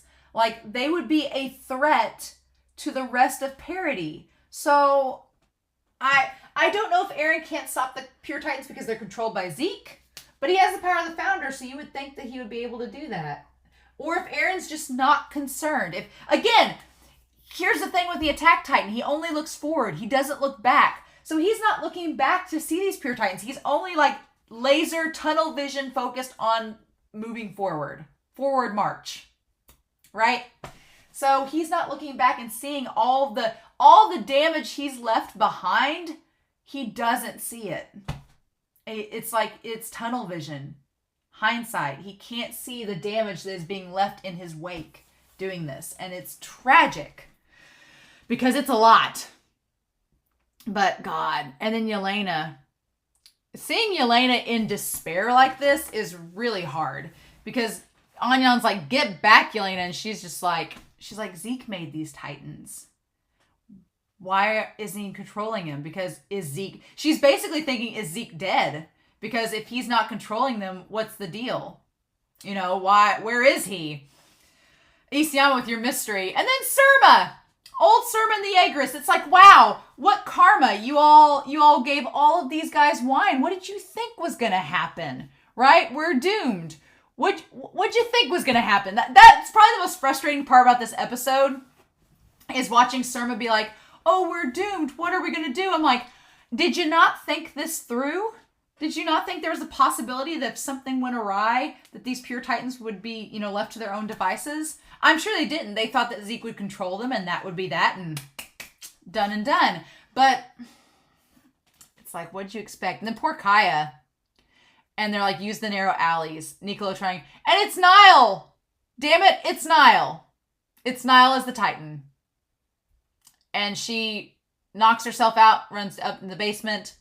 And Mr. Browse, Niccolo gets Mr. Browse out of the way. And it's Nile. Damn it. And you know what's funny in all of this? What's funny in all of this is that Gabby saved Nile from getting shot by Colt. And you could argue that, well, none of this would have happened if Colt had just shot Nile then and there. But there could have been a whole slew of things happen. Like, it could have affected them getting Falco, everything else. Which, again, in hindsight, like, it's a domino effect. What would have happened if they hadn't done things? There's so many what ifs. But my point is, at this moment between Kaya and Gabby, this moment where they reconcile and come to terms with one another, the miracle happens, right? The miracle that Uri and Kenny were talking about happens in this moment through this act of violence, through Gabby putting Nile out of his misery. And it's so sad to see Nile die, but then I'm like, okay, he's done. His family doesn't have to see him like this. It's over. He can rest in peace, as Armin says, right? His nightmares ended. And poor Kaya, she just relives what she saw with her mother. She's like, I'm going to get eaten like my mother was in front of Mr. Browse and all these people, which is terrifying that she thinks that's about to happen.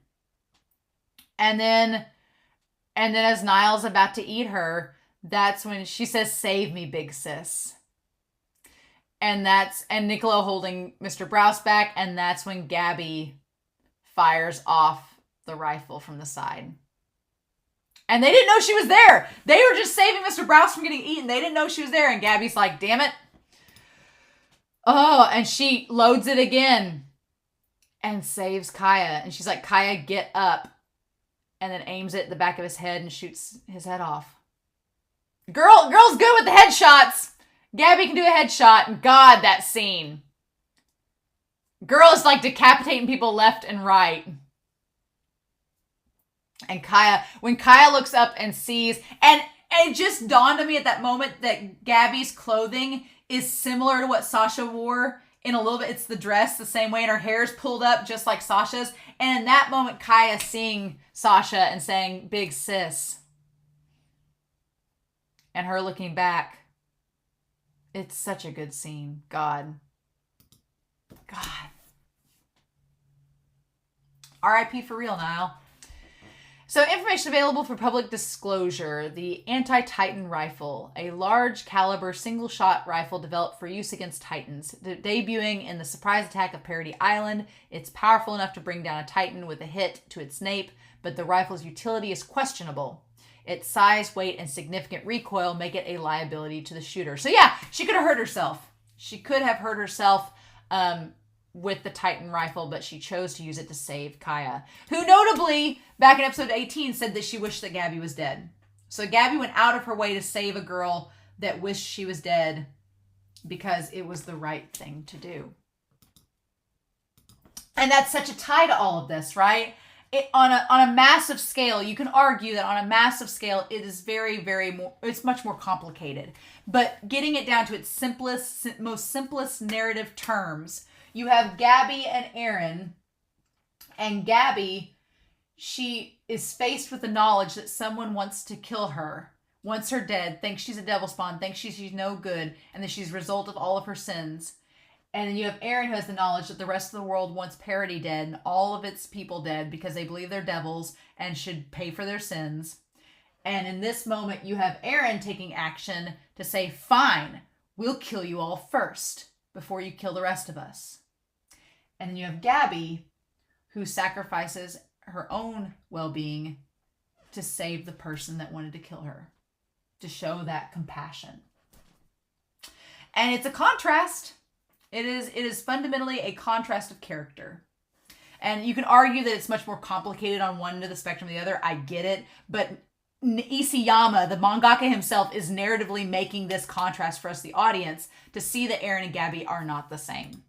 And that's very, very interesting. And then again, We tie back to this idea of being with others, right? I will make note, there is one animation thing that I almost commented in the reaction, and I was like, but you have like the two kids in the back. You have Kaya getting embraced by Mrs. Browse, and they're both crying. You have two boys in the back crying. The one boy up front like has kind of a smile. He's like this. It's very oddly drawn. He almost looks like he's relieved, but he also is happy. And I'm like, dude, this little sadistic kid. Not really. And then Nicolo's like, didn't you flee with the warrior unit? Why are you here? She's like, I came to rescue Falco. And Mr. Browse is like, you mean Ben? Like, he just calls him Ben and Mia. It's like, oh, Mr. Browse, never change. And then we have the two Jaegerists showing up saying, did you kill the Titan? Where'd you get that weapon? Did the girl shoot it? Is she the Marleyan warrior? And it goes back to Fort Slava. The idea of those guys saying, is she one of the Marleyans? Is she the brat invader? And Kaya in that moment reciprocates the kindness that Gabby gave her and speaks up. And it's kind of like just back in Deceiver. It's back in Deceiver, right? That same argument that Kaya made. She was like, I'm going to save her. Like, she speaks up for her back then. She speaks up for her now. She's like, we're just a family that runs the stables. And Gabby's like, oh. And Nicolo then takes the thing and says, I killed the Titan. I'm a former Marleyan prisoner. I know how to shoot. And then the mom's like, how? Get us to a safe place. Forget all of this. And that one kid I thought was a boy is a girl because it has a ponytail. But again, odd animation. Yeah. And they all stick up for Gabby. All of them. Like, she's the one that killed Sasha. Mr. Browse and Mrs. Browse's daughter. Kaya's big sis. Nicolo's lover. Like, Gabby is the source of all of this hatred that they've had from Sasha's death. And in this moment, they are trying to save her. Like, just that's the miracle of it all, right? That's the miracle. That coming to the table, that understanding that develops between these characters that fought together for survival and put aside their differences, put aside the hate for that one moment. Like, it's what Isayama is trying to tell us is the answer to all of this, but it's such on a small scale that we don't have a big scale version of it, right? There's not that big scale version of it, but it's possible. That's what Isayama is getting at. It's possible to happen. It could happen. So that's the big thing. Like, it's worth fighting for because it could happen. And we'll talk about that with what Nicolo tells her. And so they're like, okay, we'll believe you. We'll help you guys try to find a safe spot. We'll go around the flames. And Nicolo, or Mr. Browse, putting his hand on her shoulder saying, listen, Mia, you find Ben and run. But till then, behave and come with us. And that's such a contrast. I said it in the reaction. That's such a contrast to Eren telling Mikasa and Armin to behave and come with us. Right? That's such a contrast. Because in Savagery, at the end, after Eren had beat the snot out of Armin and verbally assaulted Mikasa, he was like, now just behave and come with us and nothing bad will happen. Right? And it seems like such a contrast to what Mr. Browse tells Gabby in this moment. He's like, look, you find Ben and run, but until then, behave and come with us. Like, I feel like Isayama is saying something with that as well. I'm not exactly sure what, but it is a contrast that is very noticeable, right? And the thing is, in both of those scenarios, with Mr. Browse, Gabby's on the receiving end of that behave. In Eren's case, he is on the giving end of that behave command. It's interesting. Mm-hmm. And so then, yeah, them all sticking together through all of it. And she's like, okay. And then they're leading them down the alleyway. And they're like, did you guys see that daydream too? And then, yeah, Mr. Browse is like, yeah, are them wall titans really trampling the world? I don't know why, but the way Mr. Browse says it is the most endearing thing in the world. And I don't know why. It's just he's such a pure being. I'm like, if anybody deserves to live to the end of this series, it's Mr. Browse, damn it. And he's just talking with the soldiers, and they're like, yeah, it seems that way. And then we have, with Nicolo behind them, we have Kaya and Gabby. And Kaya saying, why did you protect me? Or Gabby says that, why did you protect me? And Kaya says, you too, why did you save me? You even risked your life. And they say the all-knowing answer that Freckled Ymir brought back up in season 2. The all-knowing answer to all the questions in Attack on Titan. If you have a question in Attack on Titan, you know what the answer is? Who knows? Why do we do anything, right? And she says, I tried to kill you. I'm a devil, right? Doesn't that make me a devil? And this conversation, it's everything. It's everything in this series. I swear, anytime we have the Browse family and Niccolo, it's bringing up the whole themes of this entire series to the forefront. She's like, doesn't that make me a devil? And I instantly thought of Magath and Willie's conversation where they're like, yeah, you're a devil, but so am I. And that gets brought up here too. And Gabby says, no, I'm the devil. And Kaya's like, oh. Gabby's saying, I killed lots of people just to earn praise for no other reason for myself. That's the devil in me. And she acknowledges it. And then Niccolo says, there's one in me too. And in Kaya. And in everyone else. The world is like this because there's a devil in all of us. I love it. That's the truth of it all. It's like, it doesn't matter if you're a subject of Ymir or if you're just a Marleyan or anybody else. Everyone is capable of doing horrible things. And that kind of that's why I get so frustrated by Zeke and Eren's plan, both of them. Because it's like, yeah, you can commit mass genocide. You can commit mass genocide and take out a big population of the world, and that's going to stop that population from hating another, but it doesn't stop people from hating each other. Because there's devils in everyone. Everyone is capable of hatred. Everyone's capable of violence. Committing genocide, it doesn't solve that problem. It's still there. It will always be there. As long as as Erwin Smith said, damn it, to Pixis back in season 3, as long as there's at least 2 people in the world, there's going to be conflict. We can do nothing about that. It's like, just, then what do we do? And in Gabby and Kaya's case, you talk about it. You explain it to one another. And that's why Gabby asked Niccolo, she's like, well, if there's always going to be hatred and there's always the chance that violence and death and murder will happen, then what do we do? And Niccolo says, we escape the forest. Even if we can't, we have to keep trying. And that's been my big thing. I was like, thank you, Niccolo. Like, my big thing in this entire series, because a lot of people have commented being like, well, that's not easy. Peace isn't possible. And I'm like, that doesn't mean you shouldn't keep trying. It's like, do you just give up? Do you just accept it? And do you just cause more violence and further the cycle? No, you try to change it, right? And I know a lot of people will probably comment that Eren's trying to change to stop the cycle, but what Eren's doing, I don't think stops the cycle. It's still like, I know a lot of people will be like, well, pick your poison. But I'm like, I think that both the euthanization and trampling the world, both those plans are equally bad for different reasons.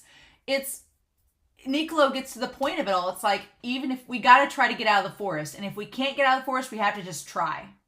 Like, furthering the cycle of violence and just killing one another over and over again, what does it do? And I guess you could argue that Eren's going to destroy everybody else in the world and that's going to stop them from trying to kill each other. But then you have the people on parity. So where does that leave them?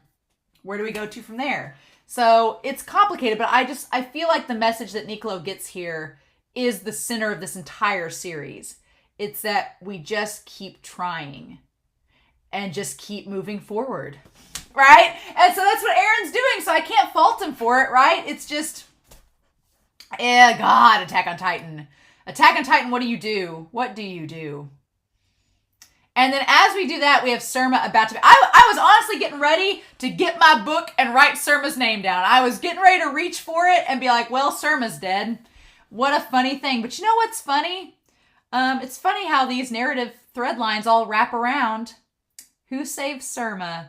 But the badass himself, our OG Daddy Keith, old Daddy Shaddis coming in. Oh my God, this shot of him being like, I don't remember teaching you guys to whimper and cry when you see a Titan. This badass, he's like, put on ODM gear. There's some of the old design left. We're going back to our roots, boys. Oh my God, Keith. He's like, if you want to live, get off your asses and follow me. I'm like, God, Keith. Him going from being, I'm like, this is the moment Keith goes from being a bystander to being a hero.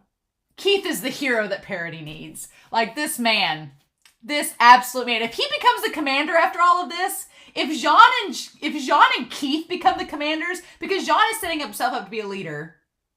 in this episode. Jean is setting himself up to be leader, and so is Keith. I'm like, if Jean and Keith become the new Niall and Pixis, I'm all for it. I'm here. I'm so happy for Keith this episode. Like, just such a... I want Keith to just knock Flock's block off. Honestly, he won't, because Keith is too perfect. Keith won't do that.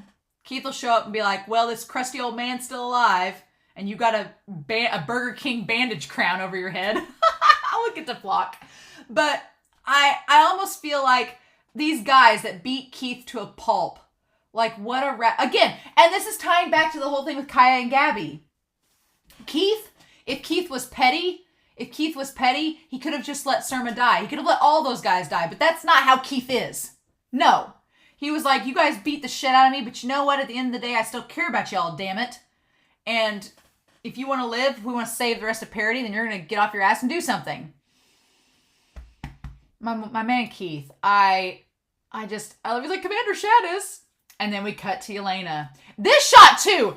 Holy crap. And I'm not going to lie. There's something about this Titan coming through the window that has a King Kong vibe. I don't know if anybody else has thought that. It has a King Kong vibe. Him reaching through the window. It looks like King Kong about to grab her, right? Which is hilarious because you have the whole Zeke and monkey motif.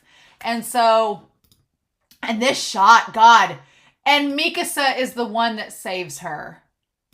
Amazing. And that thing just crashes through the window and she just stands there. Like she's just numb. Because she doesn't know what's going on with Zeke. And they're asking, is anyone else alive down there? Get to the top floor. We'll hit the Titans when they gather. This was such a throwback to episode 7.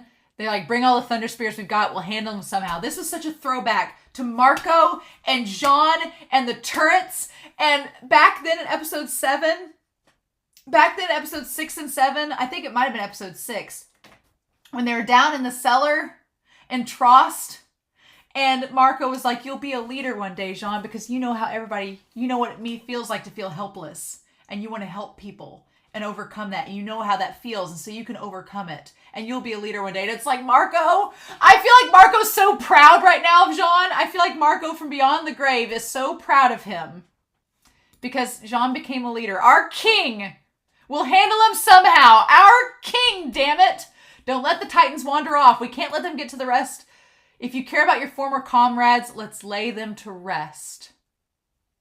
And if you care about them, then let's let them rest in peace. It's God. And them all ready to go.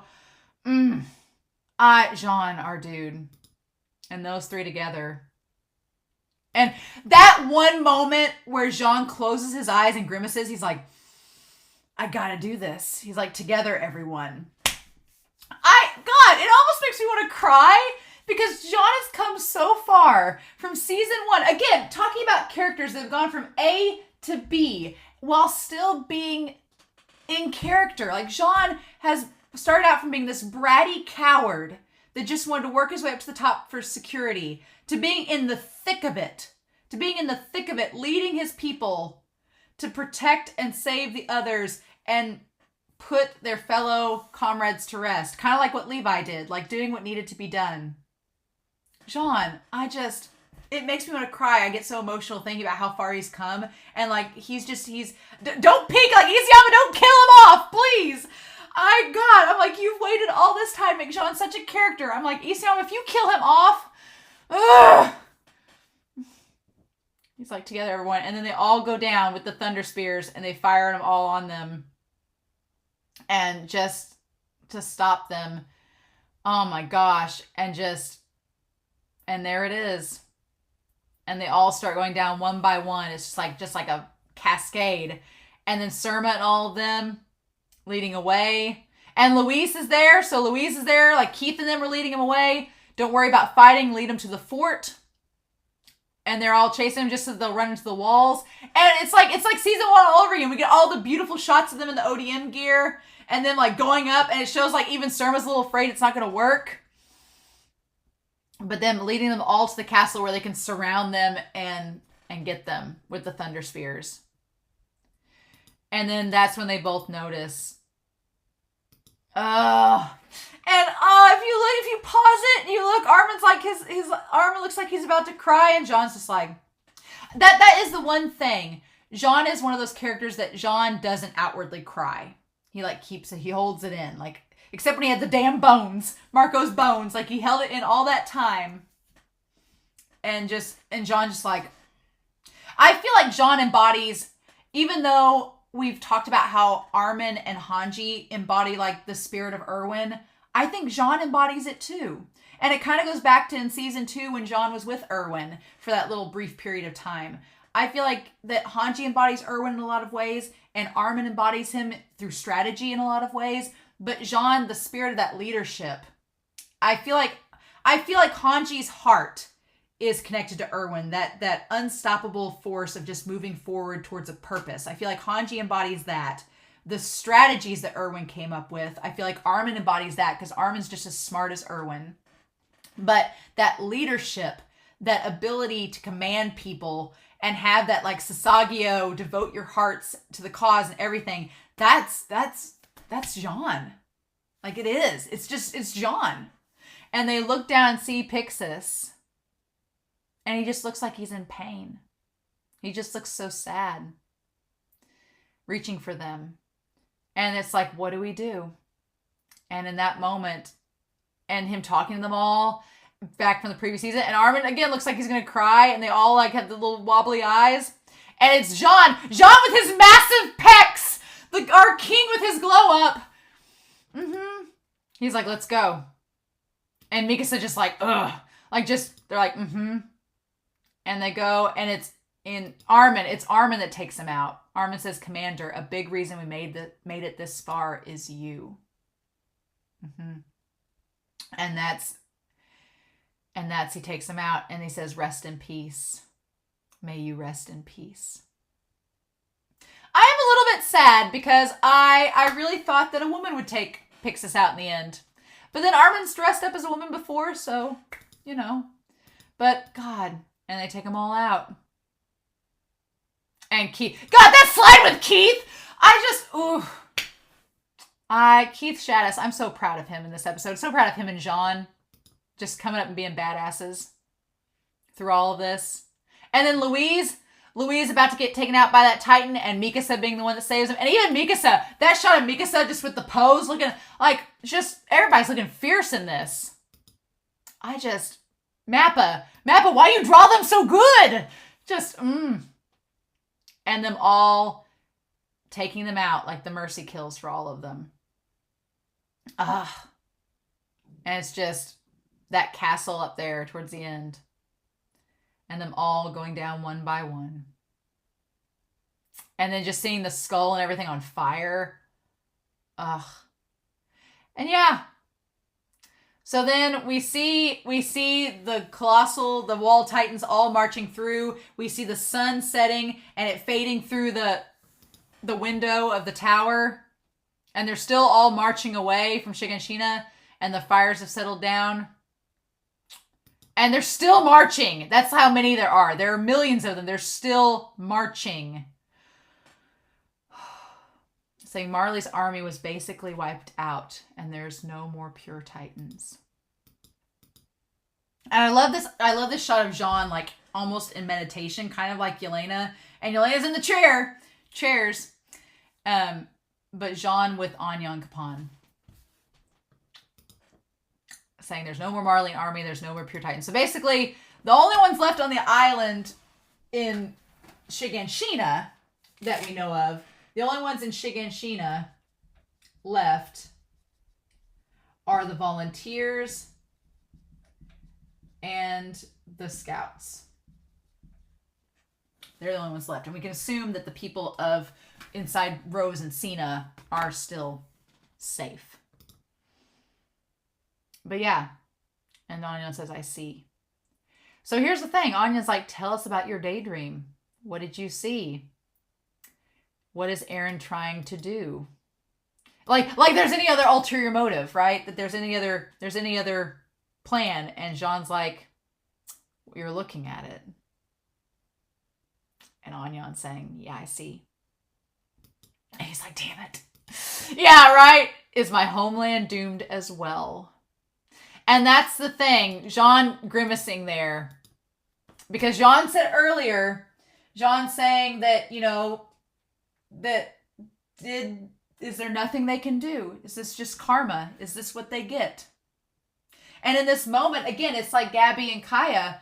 Just like Gabi and Kaya, we have all these parallels, right? So we have Gabi and Kaya talking. We have Niccolo talking with the other scouts and Mr. Browse and all of them.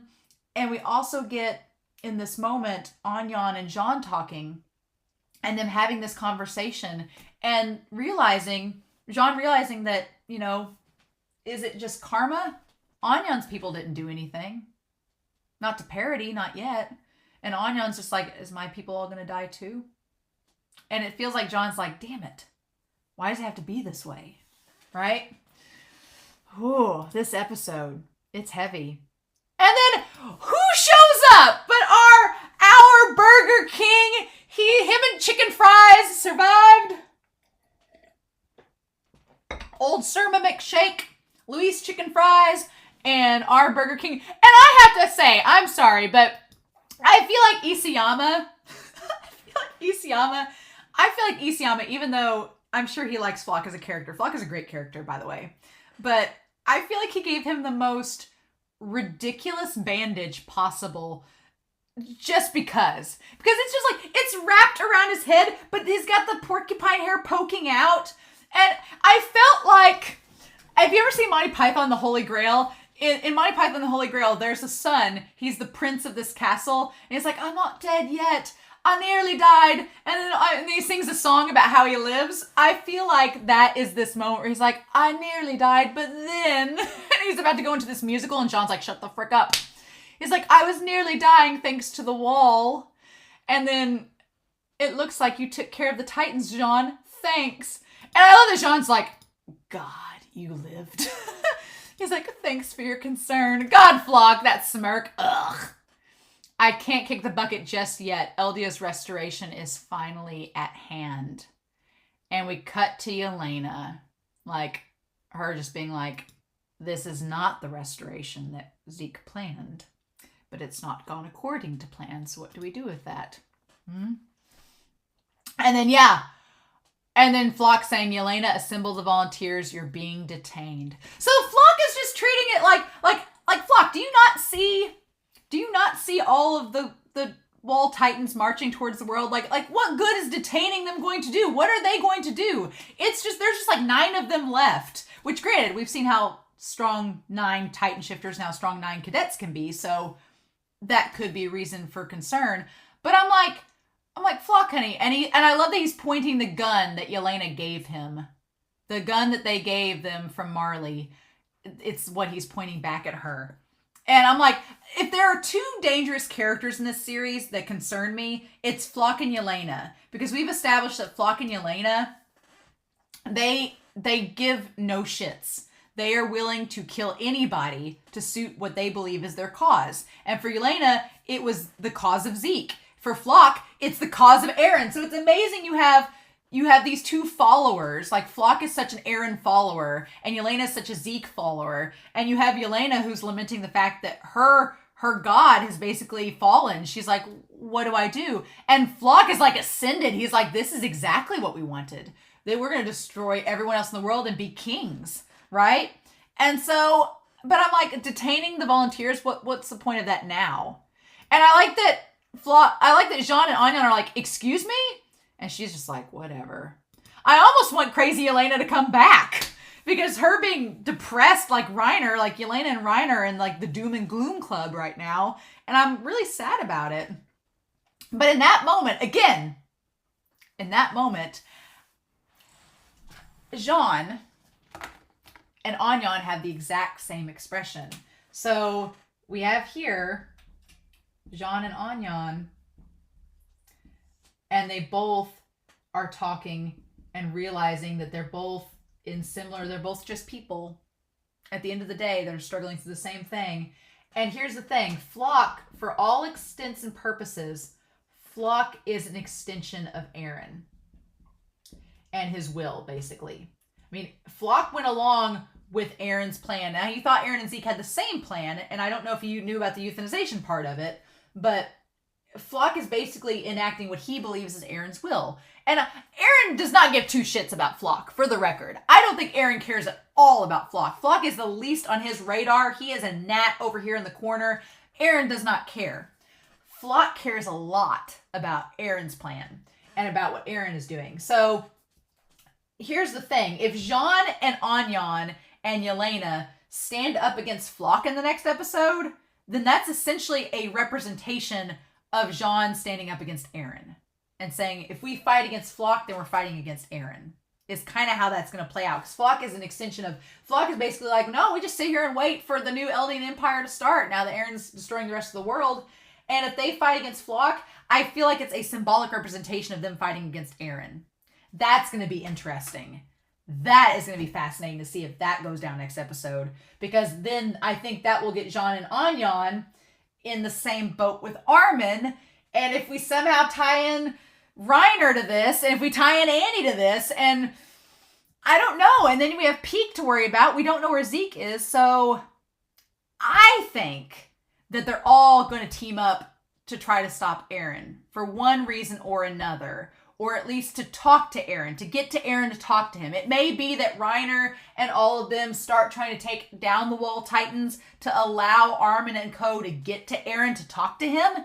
Maybe that will be, but it feels like it's heading that way slowly but surely. And we set it all up with Magath in part 1, talking about the idea of when you fight alongside someone, you build that camaraderie and you all start to fight towards a common cause. Maybe that's what Eren wants. Maybe Eren doesn't expect it. Maybe Eren doesn't see it being... Because he's so solo-minded that he believes that people aren't going to work together. He talked to Armin and Mikasa back in Sound Argument saying that and back in Brave Volunteers, Eren's like, well, they're not going to work with us. They think we're monsters. They're not going to help us. The rest of the world hates us. They're not going to assist us in any way. This may prove him wrong. I don't know. I'm seeing like the seeds being planted, and who knows if Isayama's going to do anything with it, but it's there. The pieces are on the board there. And then I like that Armin's like, I'm glad you're okay, Mr. Browse. I'm like, oh, and I like that Armin has all the scuff marks and everything. Our colossal titan, he's got all the scuff marks and everything. Mikasa's face is flawless. Girl is like... She didn't even put on L'Oreal. She is like ready to go. Didn't have to do a thing. But Armin's like all patched up. Also want to make note. You have Eren becoming this giant monstrous founding titan with all of these other wall titans. Armin has not transformed at all.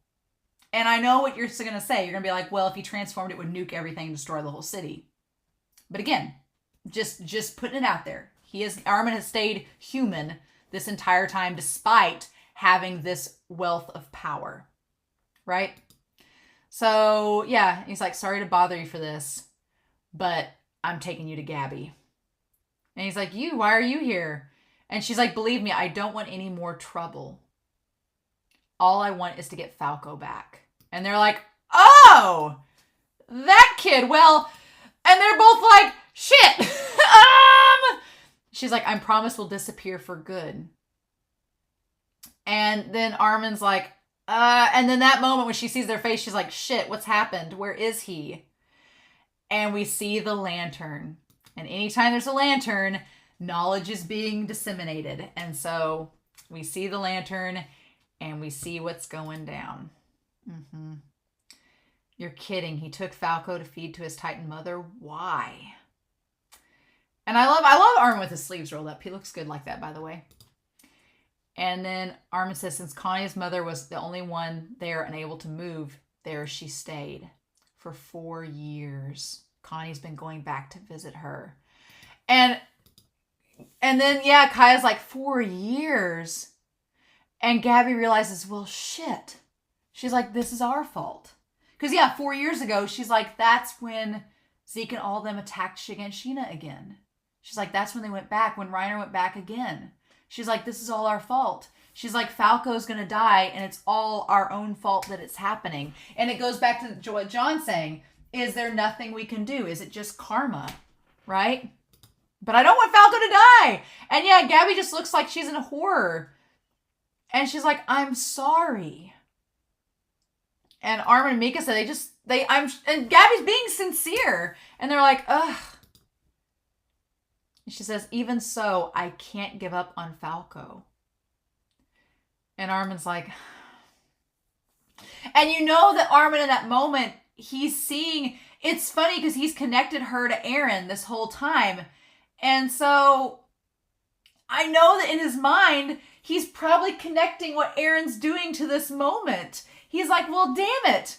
He's like, because when Gabby's saying like, I'm sorry, I know that we're the cause of all of this, but I still have to try to protect my friend.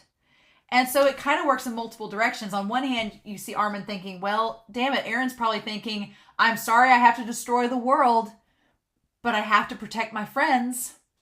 And so you wonder if Armin's seeing that in this expression. And you're also seeing Armin be like, it's our fault this happening, but we have to try to save Eren.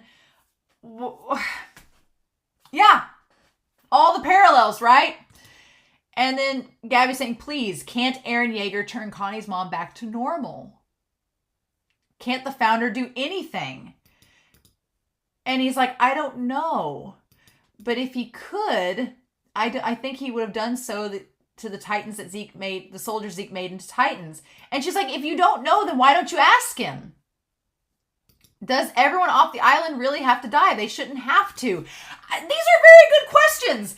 Yeah. So the founder Titan has been set up to do anything. Like be the end all be all power to control the Titans. Like can do anything. So why does Eren not control the pure Titans? Why did he not turn them back? And I don't know. Is it something that, is it like he can only do one thing at a time? Is it a limitation where you can only ask Ymir Fritz? Is it like a magic genie and you only get one wish per turn? You only get to ask her to do one thing for you and then she has to go back. But it's like, and then you have to leave. So is he like, this is my one chance and now I can't do anything else until this is done? Because yeah, why doesn't he turn them back? Why doesn't he turn them all back? Why doesn't he take the Titan power? You know, it's interesting that they're bringing up this idea that they've set the founding Titan up to be like this all-powerful deity that can do anything, but there seems to clearly be limitations, right? But then, yeah, he takes all the hardening down. I think that it's something where you can only do one thing at a time. Taking all the hardening down and controlling, but he also is controlling the Titans at the same time. So again, I feel like, but he's just human. That just happens to be able to turn into a Titan. So I like that there's this notion of how the founder is this omniscient being, but we're seeing cracks in that. We're seeing like, well, maybe not. Maybe they're not as all-powerful as we think that they are, because there's clearly cracks in this. And it ties back to Eren seeing the future. He hasn't seen all the future, just parts of it. So it's fallible. It's not a pure thing, right? Where it's just total power. There are limitations to it all. And she's like, we shouldn't have to die. She's like, the people over across the ocean shouldn't have to die.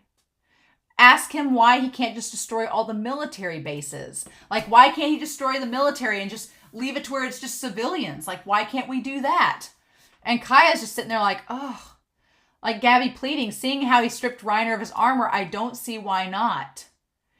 And then Armin's like, oh, and I like that they both have, Armin and Mikasa have two different answers. Armin's like, oh, he stripped him of his armor? And Mikasa's like, Reiner's here? like, where's Reiner? Like, Mikasa's like, you've seen Reiner, where is he? And Armin's like, oh. And she's like, does that even matter? He's too injured to move. And I love that Armin gets down on her level. He gets down on his hands and knees on Gabby's level. It is a very Erwin-like gesture. It is very much like when Erwin got down in the mud with Levi and no regrets. Armin gets down on his hands and knees. And they even have their arms he's doing the same thing with Gabby that Erwin was doing with Levi. When they were right before in Perfect Game, right before when Erwin was telling Levi that when Levi told Erwin that he was going to have to die and give up on his dream, they were both, Erwin was sitting on the box and Levi was kneeling in front of him, but they were at eye level with their hands on each other's shoulders. It's the same pose. And he says, when did Reiner's hardening come undone? When, at what point? And she's like, as soon as the walls collapsed. And Armin's like, oh my God. And Mikasa's like, Armin? If Eren meant he would undo all of the hardening, then that means Annie. Mm-hmm. And it broke, yep. And then Annie's like, ah! And she's just like, oh shit. Like just sitting there like, oh my God. And she's freed. Ah! So many questions. So many questions. I love that at this point in the series, I was afraid at episode 20, when we started in episode 19, getting this flat, when we went to the paths with Eren and Zeke, I was very fearful that the series was going to get to a point where the mysteries were all going to be solved, right? That all the exposition, it was going to be exposition no jutsu, everything would be explained, there'd be no mysteries left, and it would just be a final battle. And it's setting up for a final battle, but the good thing is that all the questions have not been answered. They haven't been. There's still a lot of mystery with this series. There's still a lot of mystery behind Eren's, like, is Eren really just going to destroy the world and that's it? Is he anticipating Armin and them fighting him? Is he anticipating backlash? What is he expecting? There's still mystery behind that. There's still a little bit of mystery with the Ackermans. We don't know all of their story yet. There's still some mystery with Ymir and the founding parasite. There's still mystery with that. And there's all this mystery of what these people in Parody are going to do now. Because we have Historia. Here's the thing. The top brass is gone. Like, Zachary's gone. Niall and Pixis are gone. All of our higher-ups and the MPs are gone. A lot of the Jaegerists are gone. The Marley military is gone. Essentially, and I like that Nijay was like, you have a Racer Coon. It's. Do you all ship Whiteboard Coon with a Racer Coon? Perhaps. But here's the thing about it all. We are left with some distinct players on the board. And what are they going to do? That's the big question. So we have, for all intents and purposes, we have Eren, who is on his march to destroy the world. So there's that. And he has the Wall Titans with him. All right. So we have that all up here going on. Armin is with Mikasa and Gabby and the Brouses and Kaya and Niccolo. And I do think the Brouses, Kaya, and Niccolo, I think they're going to either stay back or retreat further into Parody because they're not going to be of much help fighting. Even though Niccolo is probably capable, I think Niccolo's going to stay with the Browse family. He's basically an adopted son at this point. He might as well have married Sasha, and he's the son-in-law. Let's just go with that. But Armin, Mikasa, and Gabby are over here with Jean and Anyan and Yelena and the Volunteers. And then we also have Keith and Flock and the Jaegerists. So we have all of the military force. Basically the military force that is left except for, Hitch. Hitch is probably still at Cena. And the military, some of the military police, the ones that didn't drink the wine, are probably back at Cena. There's probably some military left at Walrose and Walsena, but most of our military is here in Shiganshina. Most of it, right? So they're all here together, right? Then you have over here Reiner, who is resting up, hopefully not dead. We have Peak. Peak is MIA. Zeke is MIA. Levi is MIA. And Hanji is MIA. We don't know about them. And Reiner is sleeping.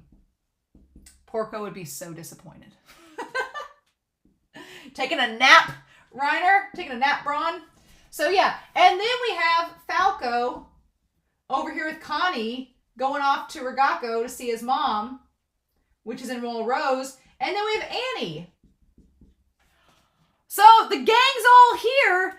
If you think about it, all the other Titan shifters that are not Eren are here on the island. All of them are conveniently here on the island. Isn't that funny? Isn't it great that they're all so conveniently located?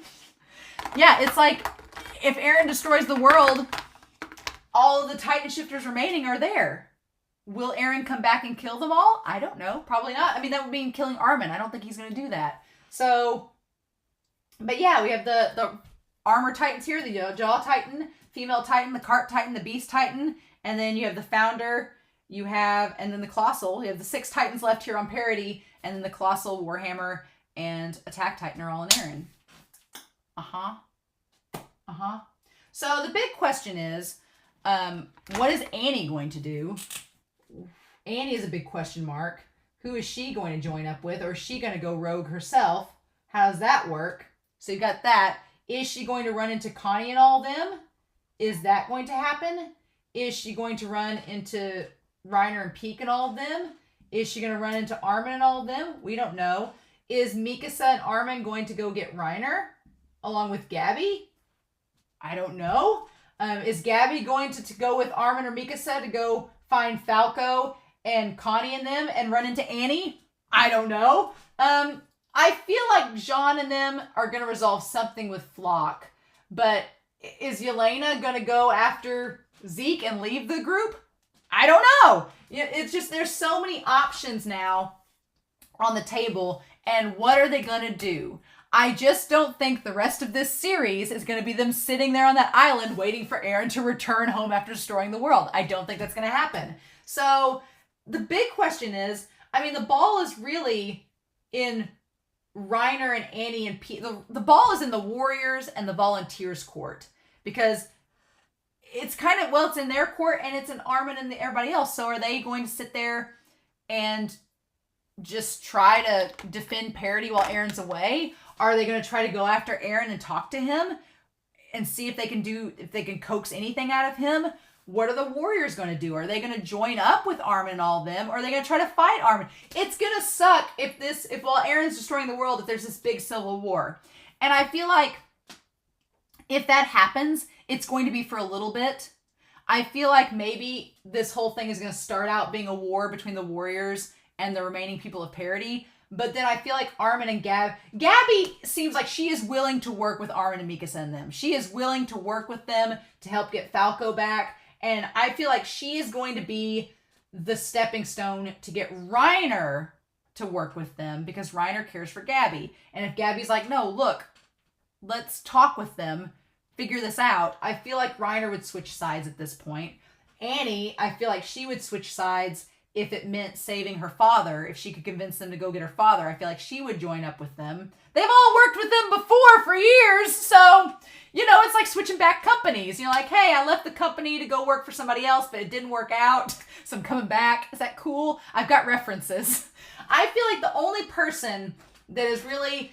Peak is a mystery box, because they don't know Peak very well. They know Reiner and Annie from when they were in the cadets, and so there is a familiarity with them there, right? With Peak, they don't know her at all.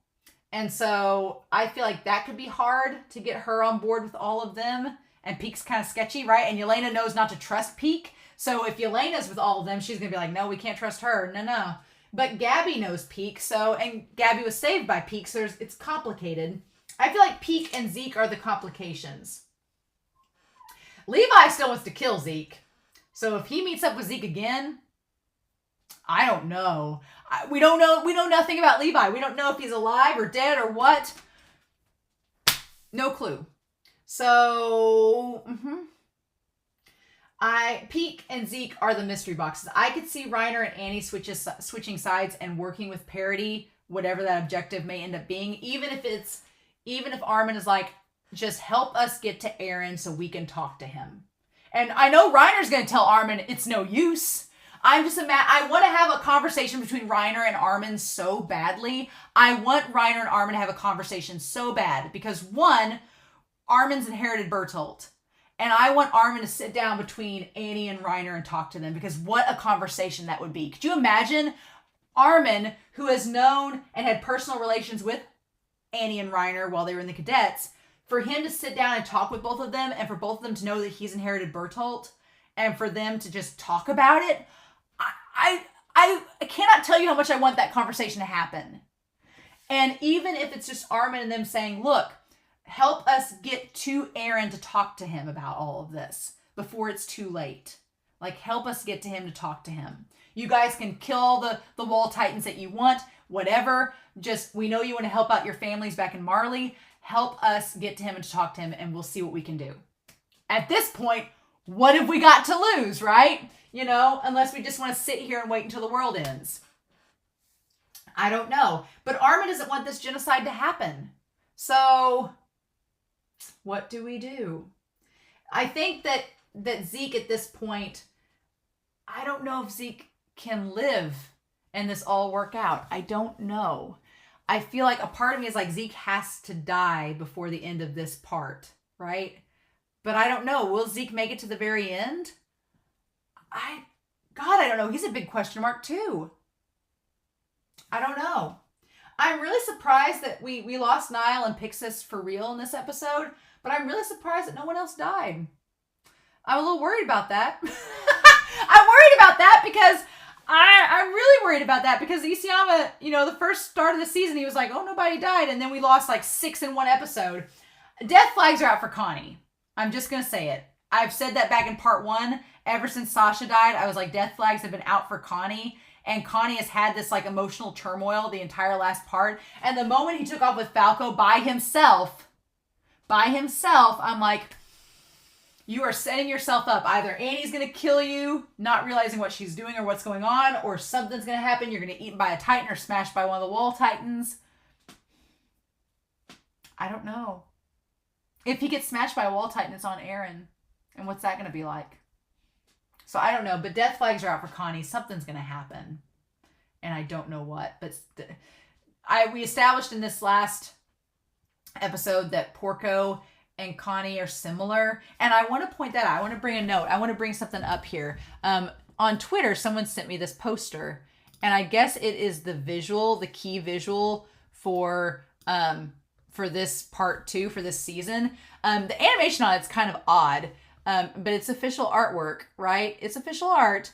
They didn't put it on Twitter until after I had said I'd watched episode 21. And then they were like, okay, we can share this now. And I was like, okay, cool. But I want to point out this visual. I want to break it down on here because ever since I saw it, I'm like, huh, interesting. Obviously, Eren is at the forefront. He is the biggest, larger-than-life figure. And he has the green Attack Titan eyes lit up, right? So you have Eren, and he has the paths all behind him, which makes sense. Eren's at the foreground, like the founder, and he's using the paths to connect to everybody. So you have that, right? Interestingly enough, you have that. You have Zeke without his long hair. You have Zeke looking pissed off and concerned and confused and in disbelief because he's not having the founder Titan powers anymore, blah, blah, blah, and his plan isn't going like he thought it would.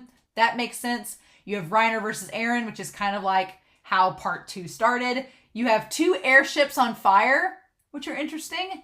And then you have the Beast Titan at the top of the wall there. And then you have Ymir in the center of it all. But then you have this lineup, okay? You have Mikasa and Peak. Mikasa and Peak, who are very similar characters. They're both smart, tough. They're probably some of the toughest Titans on each of their respective teams. But you have it almost like they're facing off against each other, which is funny. Because you have Mikasa versus Peak. You have Armin looking over to Flock. And Flock looks so tough. He's like, got his little fist clenched. You have Armin looking over to Flock. Or, damn it, Falco! Falco! It'll never cease. I'm cursed, you all. I'm cursed.